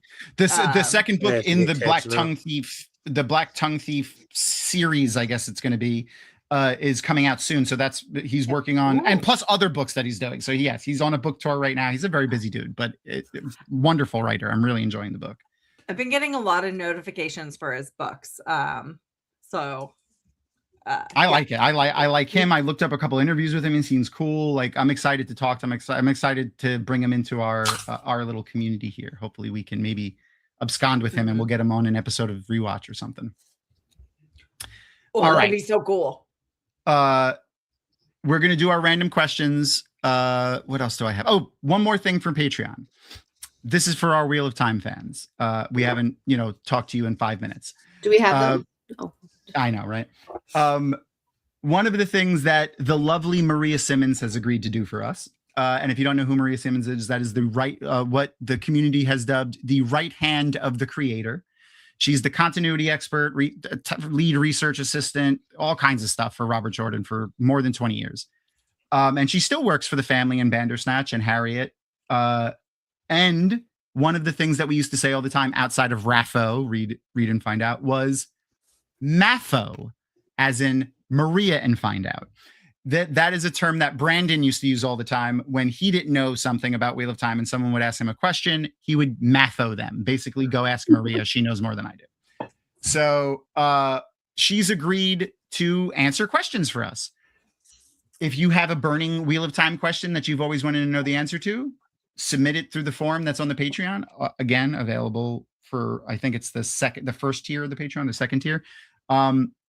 You can ask her whatever question you want. Now, there is a small caveat in that nothing that she says is canon. This is just two diehard Wheel of Time fans talking to each other.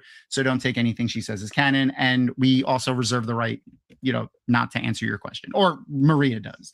Basically, I give her a list of all the questions. She answers the ones she wants, and then I take them at random and read them. But hopefully, she'll read yours. One of my favorites so far has been, what is Matt's Spotify playlist? Ooh. Yeah. That was like a lot of the questions are like that. And they're a lot of fun. So which of the Emmonsfield 5 would be the biggest Star Wars fan? Ooh. That's a good question. Ask that. Okay. Oh, and here the last one that we did. No, the one that we did in January. I just pulled it up on the page. I wanted to get the image of it. Is which Aes Sedai would be most likely to secretly binge watch reality cheesy TV shows, and what would their favorite show be? Does anyone want to guess who it was? Nynaeve. I'd cheat. If I answered, I'd be cheating. That's fair. Okay. It was Alana, and she would be a huge fan of Love Island. Yeah. Oh, that's yeah. fair. I mean, yeah, that also makes sense. Yeah. Shout out to Rapunzel, by the way, who made the graphic. I love the green hearts. Fantastic. Okay. I mean, Rapunzel. Yeah, I remembered hearing that answer sometime recently, so I couldn't. Fair enough. All right. Crystal, do you have your random questions ready? Sure. Yeah, no, I haven't pulled up. Okay. We'll take turns going back and forth. I'll do one with Leia, and then Crystal will do one with Glenn, and then we'll switch it up and we'll just bounce around all over the place. Okay, sounds good. If any of you guys want to answer more than one, feel free to just jump in. All right, so I'm going to start off with Leia. Leia, give me a number between 1 and 35. Ooh. 13. 13. Lucky number 13.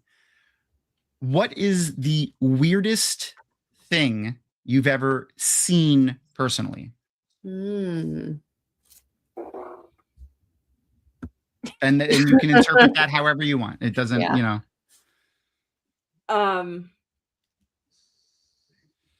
That you can tell on a live, Yeah. obviously.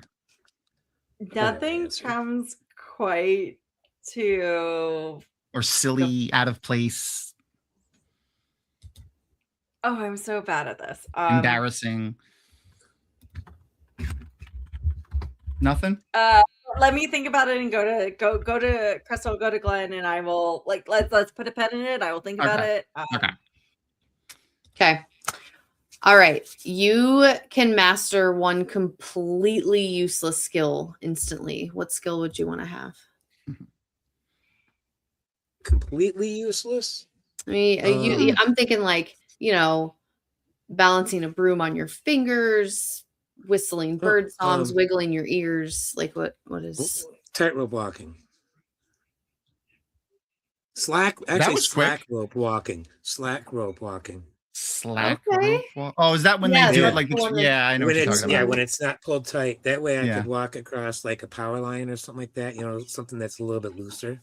How would you want to walk? Not that I would do it on a power line, but I'm saying something like that, Mm-hmm. I would probably be less afraid of heights if I could actually do that kind of walk. Okay. Okay. I've do you thought of a weird thing? Yeah.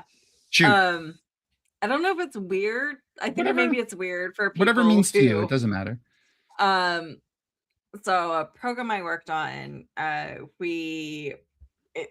worked on test events for a long time for military systems.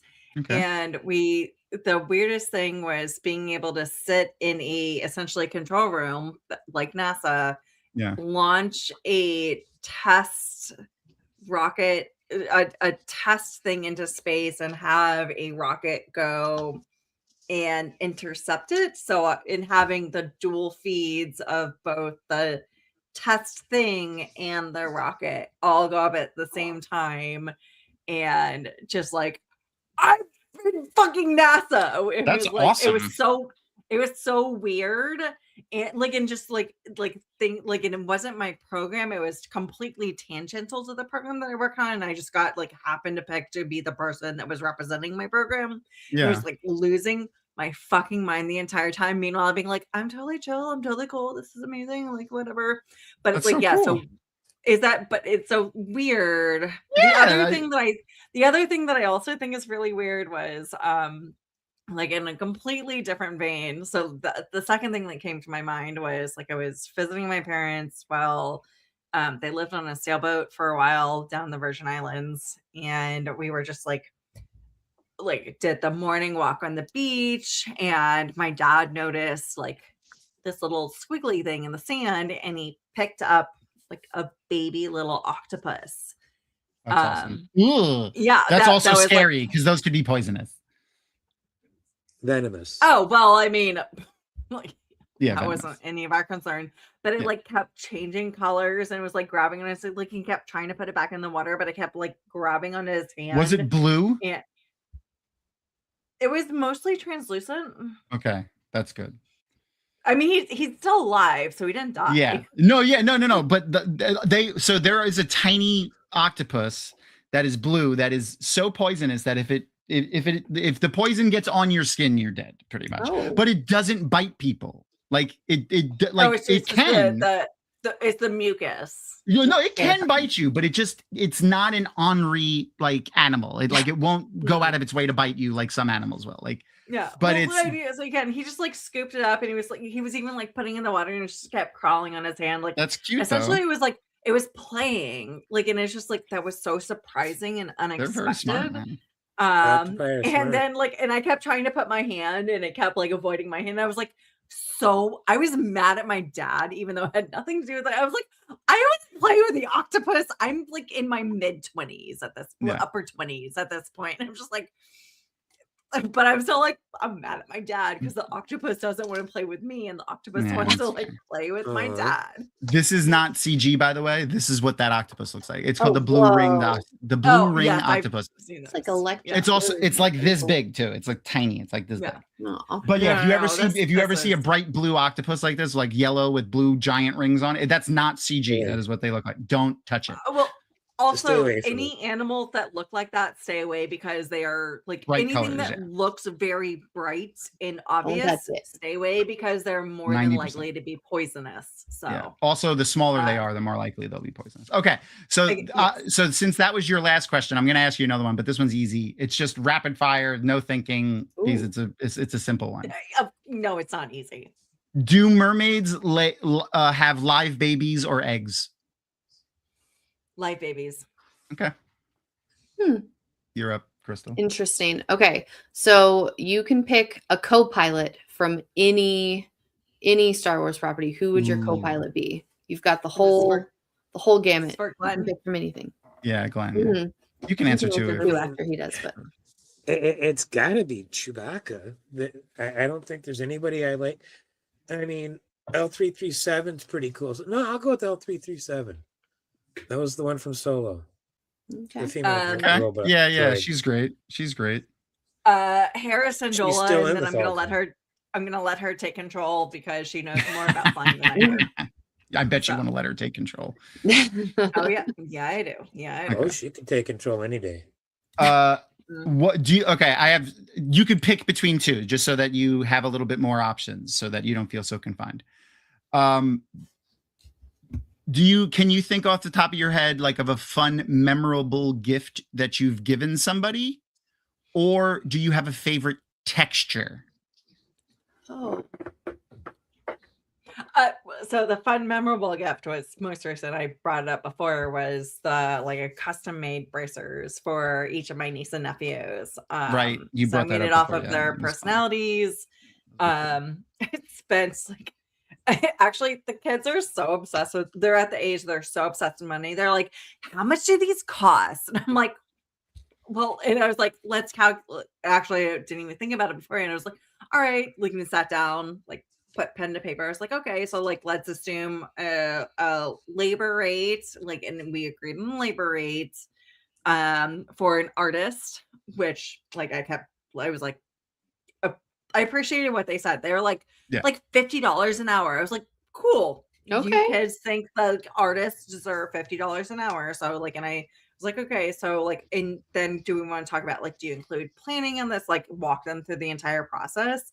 And so like basically like the bracers came out to be like $700 a piece based off of all the assumptions that they made. And they're like, That's hilarious. wow, this is the most expensive gift anybody's ever got us. So I was like, I'm pretty sure it's not, but like, okay, cool. That's funny. Yeah. Are you switch up now? You ask Leah and I'll ask Glenn. okay. What is your comfort rewatch show that you can always have on? So many. I mean, like for me, it's this one, Gilmore Girls. Oh, I love Gilmore Girls. Anytime, any day, put it on. I mean, Same. there's so many amazing. Like I'm going through random Star Trek rewatch. So I'm on DS9 now. Obviously, I'm doing my Star Wars, which I've talked about multiple times. Oh yeah. I love The Expanse. I love Battlestar Galactica. If you're having a bad day, yeah, and you're like, you know what, I just want to sit on a couch in a blanket. Do you have a show that you'll put on in that situation? Or movie? It'll probably be something that's in my repertoire that I'm like okay. going through. You But no, like but there are definitely ones that are more go fuck you. That's fair. Okay. Like it's I'm definitely a vibe watcher. So wherever I am in the series, if it's not the vibe, I'll find something that is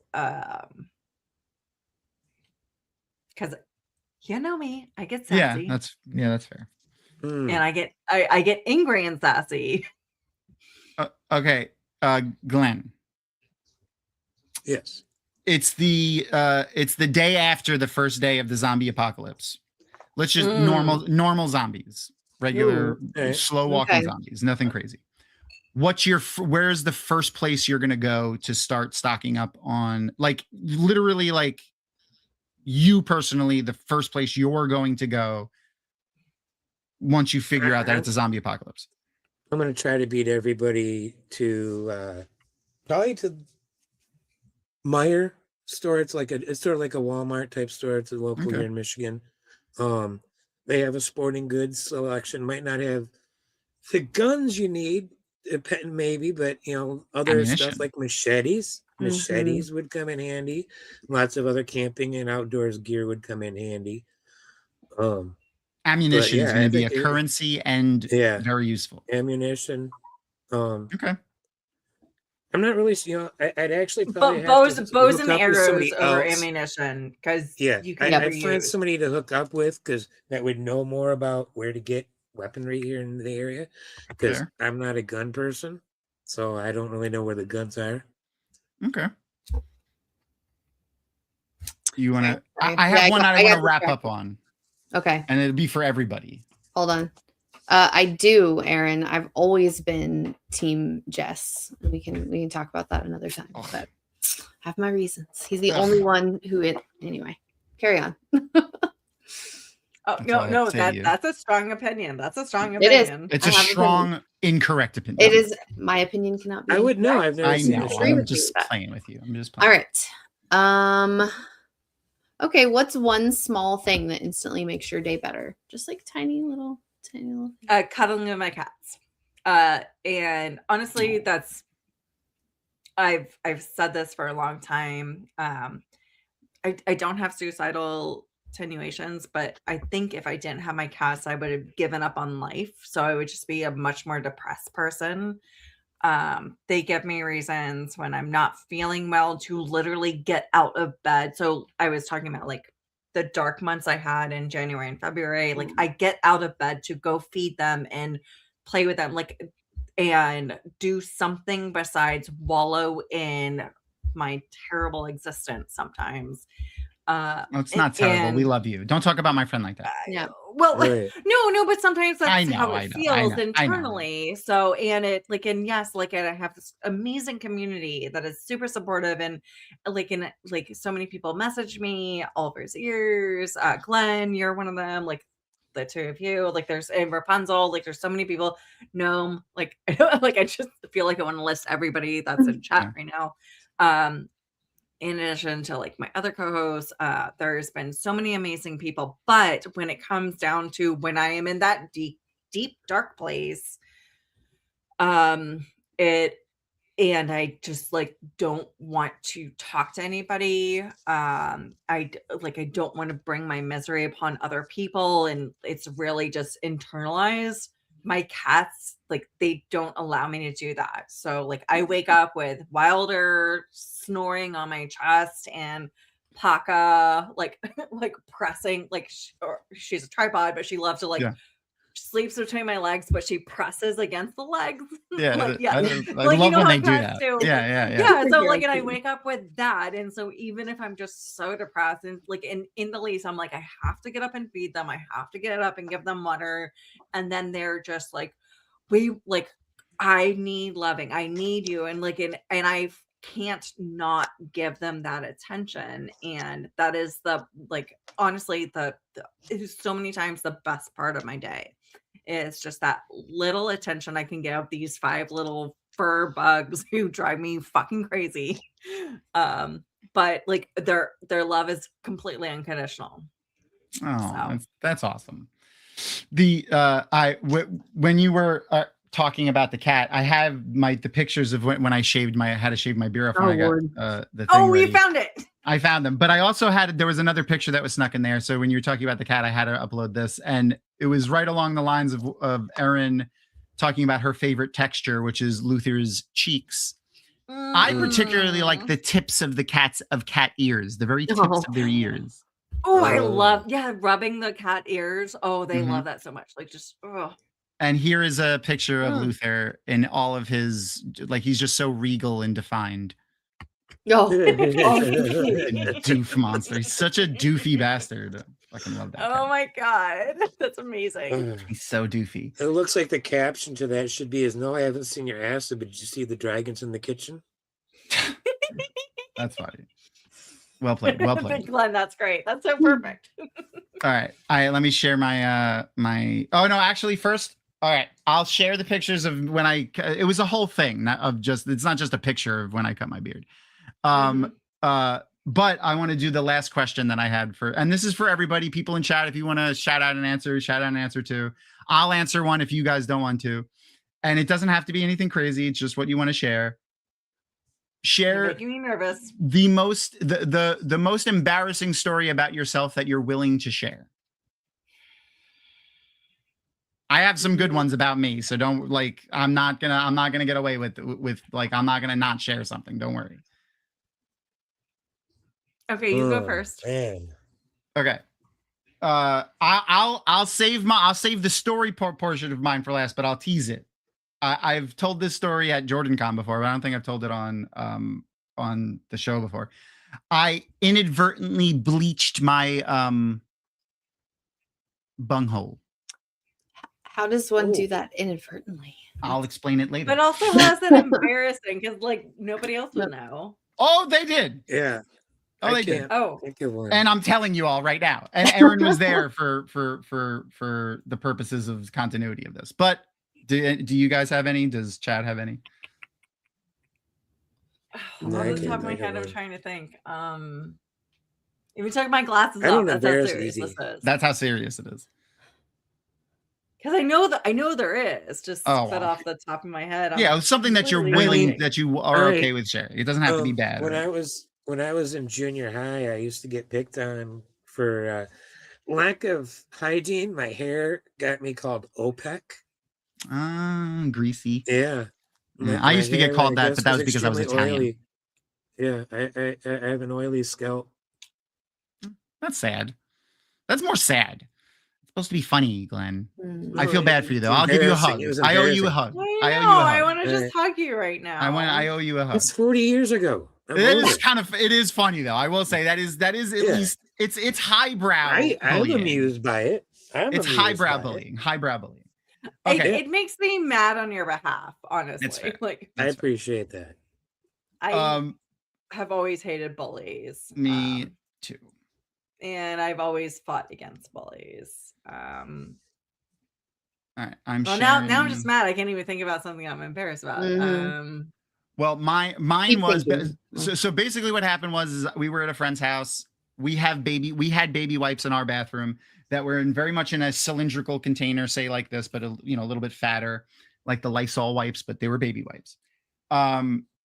My friend had a little container like that in her bathroom, and it was me, my friend, her son, who's like 30, or no, he was like 25, and Aaron. That's all the people in the house. So I don't know if you've ever done this before, if you've ever had your butthole bleached, but it stings something awful.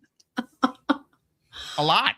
Like it stings a lot. And it was unexpected. So when I did it, I shouted very loudly from the bathroom, and everyone was like, I remember I could hear them muttering to themselves, like, what was that? Like, cause I was like, wow! Like, it was like very loud. It was kind of like R2-D2 when he did his thing. And then I came out. Yeah. I came out and I was like, so we have baby wipes in our bathroom, and Jenna and Chris immediately fell out laughing and inadvertently bleached my butthole. It was bad. It was special. Pretty bad. Wait, so the wipes were bleaching wipes? Clorox wipes. Clorox wipes for cleaning tables and counters and stuff like that. Clorox wipes with bleach. Clorox with bleach. Yep. Oh, and they were okay. Now I'm picking up what you're putting down, because I was like, why were you bleaching your asshole? I was not. I thought they were baby wipes. You thought they were baby wipes. Okay. Because the canister was facing away from me. So you weren't deliberately doing it. No. Okay. I mean, I don't know. That has to be asked. I mean, some it's people. True. No, I did not do it on purpose. Weird things, and I did not do it on think of purpose. you as a sane person, but also, you're allowed to experiment with bleaching your butthole. Exactly. It wasn't like a burn or anything, so I didn't need to go to the doctor, but it was pretty tingly and a little uncomfortable for a while. I will say that. Oh man. At least it was clean. That's true. All right. I'm going to share the very first picture in the album of when I had to cut my beard. It's a little blurry, but I was just doing silly things, just trying to do silly things with it. And then we took a couple of pictures baby like Tom. that. Yeah. Put that there. I did There's hair on 3 my head too. I know. I haven't shaved my head, and this is me getting ready to cut it. I'm fighting with the buzzer. No. I don't like it. No. No. Horror. And then I left it for like a day. I left that for like a day. Nice. I did the Fu Manchu for Still it. does And then I not look shaved like it. you. That's I know, so it's- weird. I'm That's trying the to picture find. you sent me, and I'm just like, that does not look like you. I gotta find. I'll find an actual picture of me like where I don't have hair on my face. There isn't a lot of them. Like I haven't had a shaved face since high school, so there isn't a lot of those. Oh, I thought of an embarrassing story. Oh, shoot. It's from when I was a kid. It is kind of one of those, like, I was getting bullied and then like I kind of turned it around. But my mom wasn't always like aware, like she always did these like weird, like, oh, beauty fads. So Oh god. like essentially before dry hair shampoo existed, she's like, oh, just put baby powder in your hair, like if you don't wash it. And I wasn't always great at washing my hair. So before this long trip, that we were like, I grew up in Florida. So we were going to take the bus up to go to, I think it was like Universal Studios up in Orlando, which was a 2.5 hour drive on a school bus. That sounds awful. Yeah, but I hadn't washed my hair. My mom's like, you can't go to school with greasy hair. We're just gonna put baby powder in. I was like, okay, whatever. I don't fucking care, because I was a tomboy at that point. Yeah. But she didn't do a good job at it, so I had a whole bunch of white shit in my hair. The powder essentially, because she didn't like rub it in or brush it out or whatever. She just like put baby powder in my hair. So like, and I was a nerd. I was always picked on by people, and so like the cool boys were in the seat behind me, and they're just like, what's wrong with you? Like somehow they just started like staring at the top of my head. I don't know fucking why they were staring at the top of my head. It wasn't really noticeable for the most part. They're like, what's in your hair? I was like, I don't know what's in my hair. And they're like, and started laughing at me, and I just started like, I did the like chick thing, and I was like, what did you put in my hair? Knowing my mom, what my mom did. That's got funny. them in. That's good though. That's genius. Got them in trouble for putting something in my hair, and then like and they're like, we didn't do anything. So like, I'm just embarrassed by the entire situation. The fact that like for better for worse, my mom like tried to do these beauty, like home beauty things, did not know how to do them, and like completely failed. Like tried to help me with like, you didn't wash your hair, I'm gonna make this better. Like, no, okay, cool, whatever, nobody fucking cares. And then the escalating situations and dealing with the bullies. But then I still feel bad about getting them in trouble, even though they were being fucking douchebags. No, they were. No, we don't feel they bad. were being assholes. They were assholes. Well, and like in all of it, but all of it is just like, it's so cringy to me. Like that whole situation is embarrassing. It's cringy. Like every single level of it. I just wish none of it had happened. That's fair. And Speaking of wishing it never happened, I'm sure Oliver's ears, who shared a embarrassing story, wish this never happened. As a teenager, hosted a party when the rest of my family was on vacation. I got shit-faced and ran naked up and down nearby tracks. I'm guessing train tracks. That's Probably not good. Yeah. Oh, this was fantastic. I was here for this one too. Erin shared one. I was at Wawa with a friend, and someone came up behind me when I was making my coffee, and I thought it was him. So I spun around and meowed aggressively in his face, and it was not my friend. It was a stranger. I was there for that.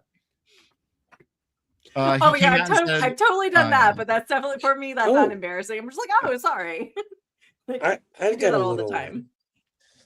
This is You got years another one, Glenn? ago. Yeah, Do it. when text messaging was still pretty early. I was at a friend's house and he was texting back and forth, making arrangements with a friend. And she responded, IDK. And he shows it to me. And I'm like, what does IDK stand for? And he's like, I don't know. And I'm like, then why'd she send it to you?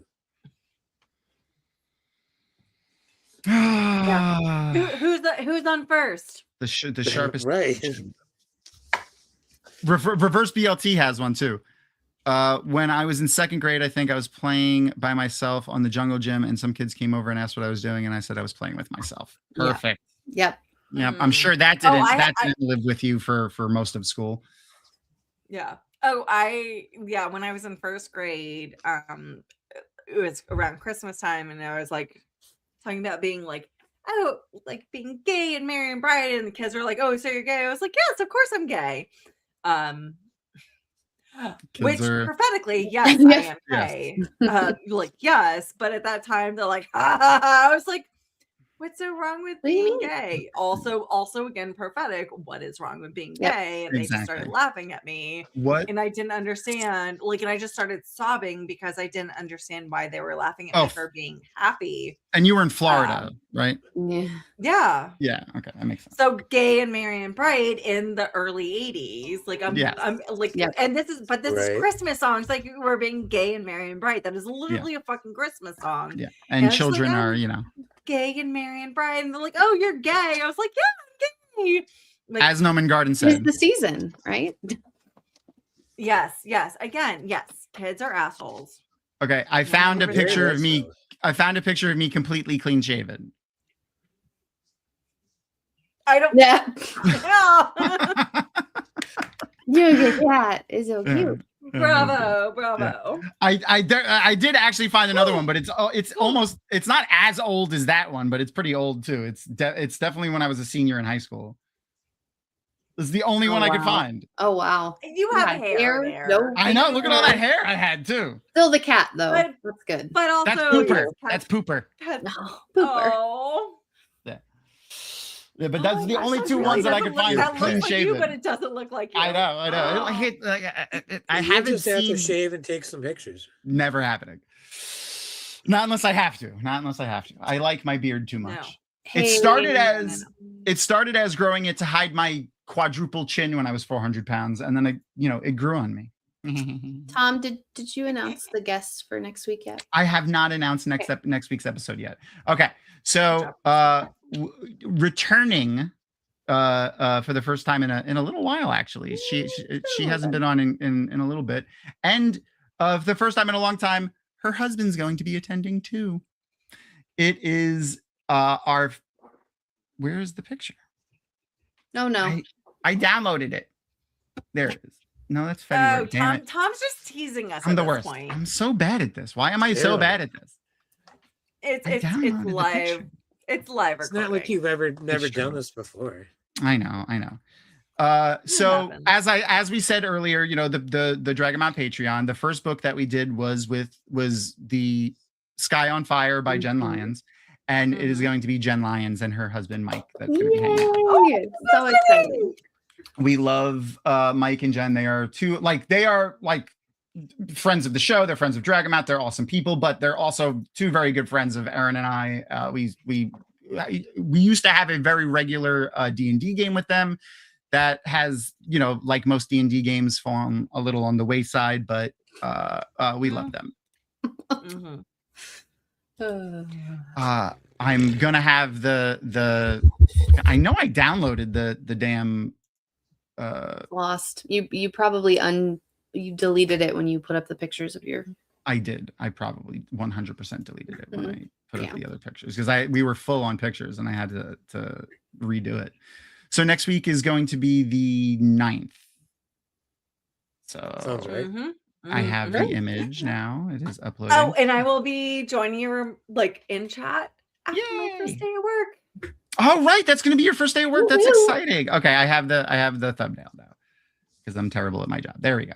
I really liked this episode with the I like some this is technically I guess a filler episode but no, but it's actually really not because this like kind of gets to the point where Rex gets to eventually. Yeah. And the fact that you're going to have Jen and Mike, like, and again, like, it'll be huge Star Wars fans. Do you think we're big Star Wars fans? Huge, but also like three sets of family people, like having these discussions about these familial relationships, and so having those perspectives on it, it's going to be fucking fantastic. Yes, like you couldn't have found a perfect. Thank you. Oh, BLT, we're gonna talk. Love our chat. Yeah, BLT lives in my local area, and I'm like looking at getting a get together. I like to do celebrations. So, anyways, what is the next thing that you are going to be doing with the Threefold Talk gang / Token Wetlander? So we're still just doing our weekly podcast on Thursdays. We're currently until we get more Wheel of Time show news, we're doing a read through of The Expanse. This week is going to be chapter 12 and 13, and so we complete spoilers because I don't fucking care. We just experienced Shed's death, so we're going to be dealing with the aftermath. They're going to get to that vehicle where there's a name, and keep paying attention to that because we've been working with Spuds on a secret art project that is going to come out in the next couple of weeks. He's been releasing amazing art every single week for us, which is hilarious that we have some basically an episodic art release. In-house artist. In-house artist. So I love our community. Our community is so great. Our so community, full of talent. Statistically the best. Exactly. And locally I've hooked up with a D&D company that does one-shots, Dungeons and Drafts. So we go to brew houses and run one-shots. And I went up somebody who's very active in the What Idol community, Abby. Rapunzel, you'll know Abby. He and I met up for lunch before the game that I ran up in Maryland on Sunday, which was delightful. And he has a new surprise for us. And he's like, "Oh, I guess I just spoiled the surprise for you." I was like, "I don't know what it is." He was like, "Yeah, I was remixing this thing for Heather Sadai, so that she could surprise you guys." Oh, and he's like, "Oh." I was like, "No, it's all good. I have no idea what you're doing. I'll still totally be surprised." But that's fun. But that's the best thing about this community. We love surprising each other. So. And the effort that people put into it is great. I have to remind everybody where the statistically best fandom comes from. Oh, yes. The Wheel of Time fandom is statistically the best fandom. Statistically the best. Statistically 100%. Mm-hmm. All right. And sure to say it. Speaking of Wheel of Time show news, keep an eye out. We are working on, there's not going to be show news, but we're working on possible interviews with people now that contracts are no longer in play. So we'll see what happens. Wish us luck on that. And not just luck in getting them, but luck on schedules working out is really what it is. And can I also plug MountGaryCon? Absolutely. Do it. It is on the Dragon Mount Discord. We share it on the website.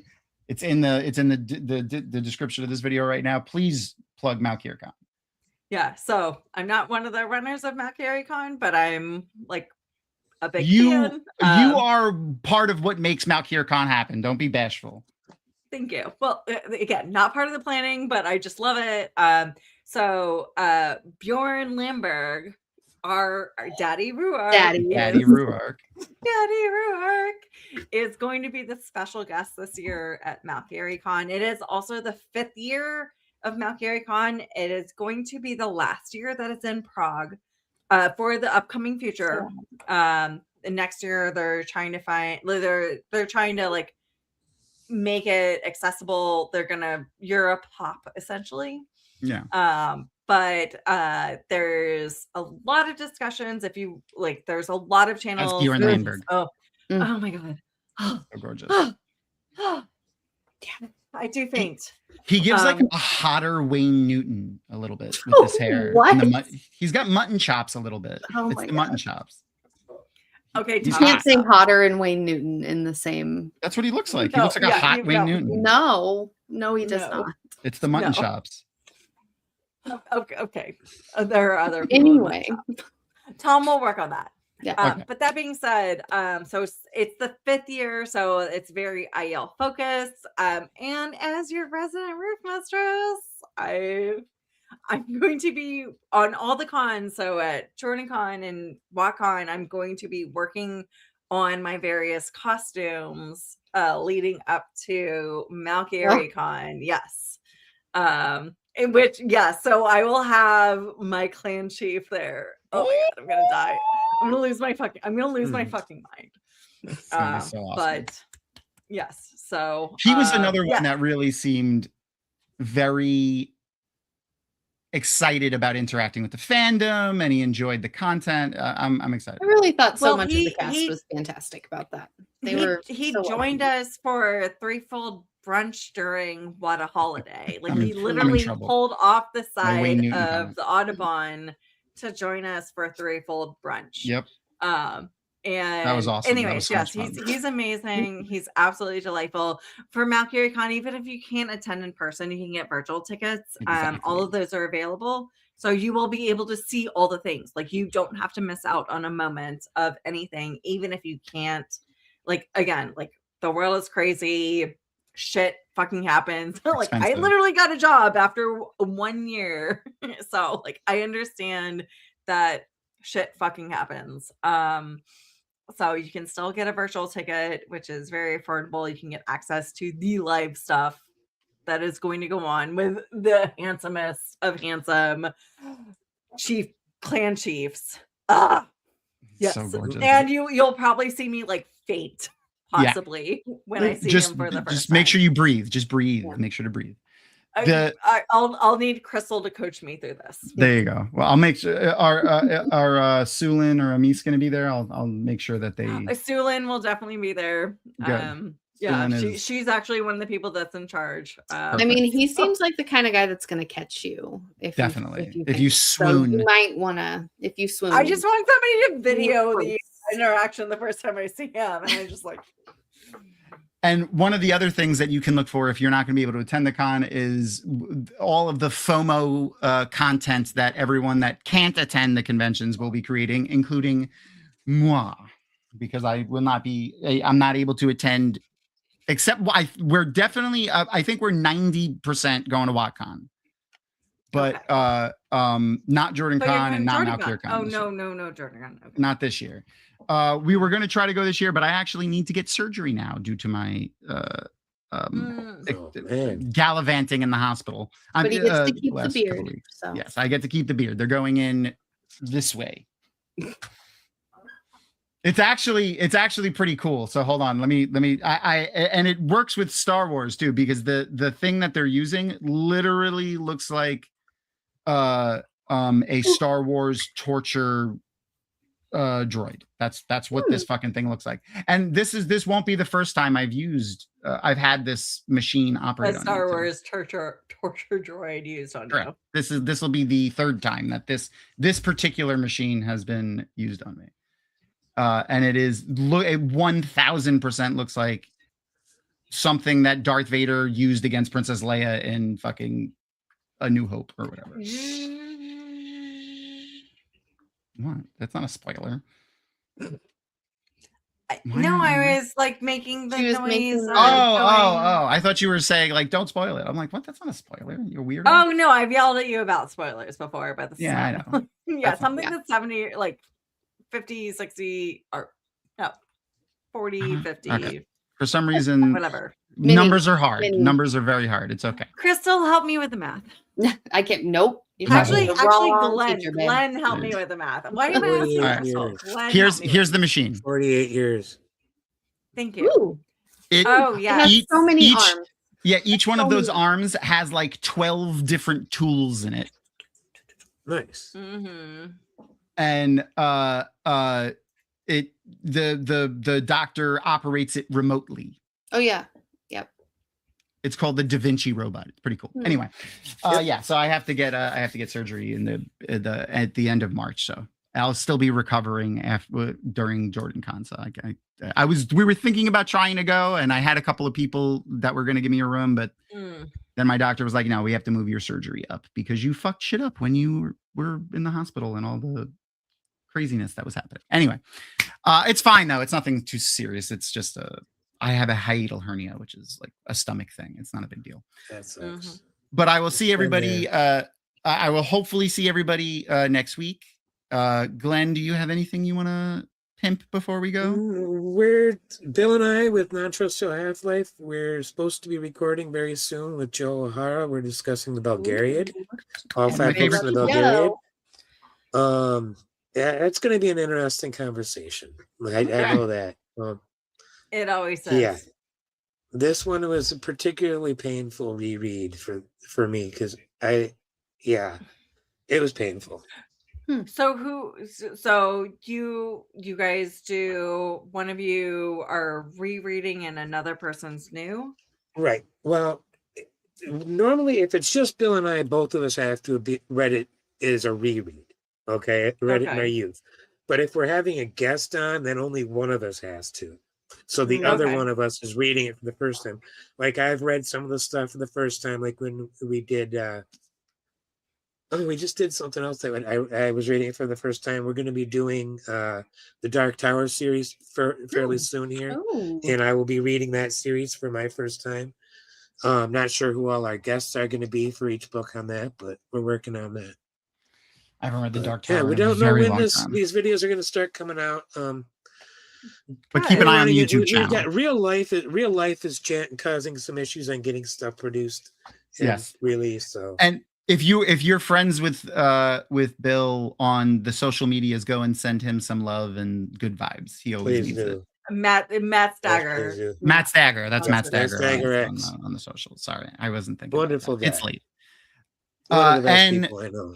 Make sure to tune in next week with Jen and Mike Lyons, super Star Wars nerds, awesome authors, fantastic human beings. And I think that is all we have. So say goodnight, Crystal. Good night, Crystal.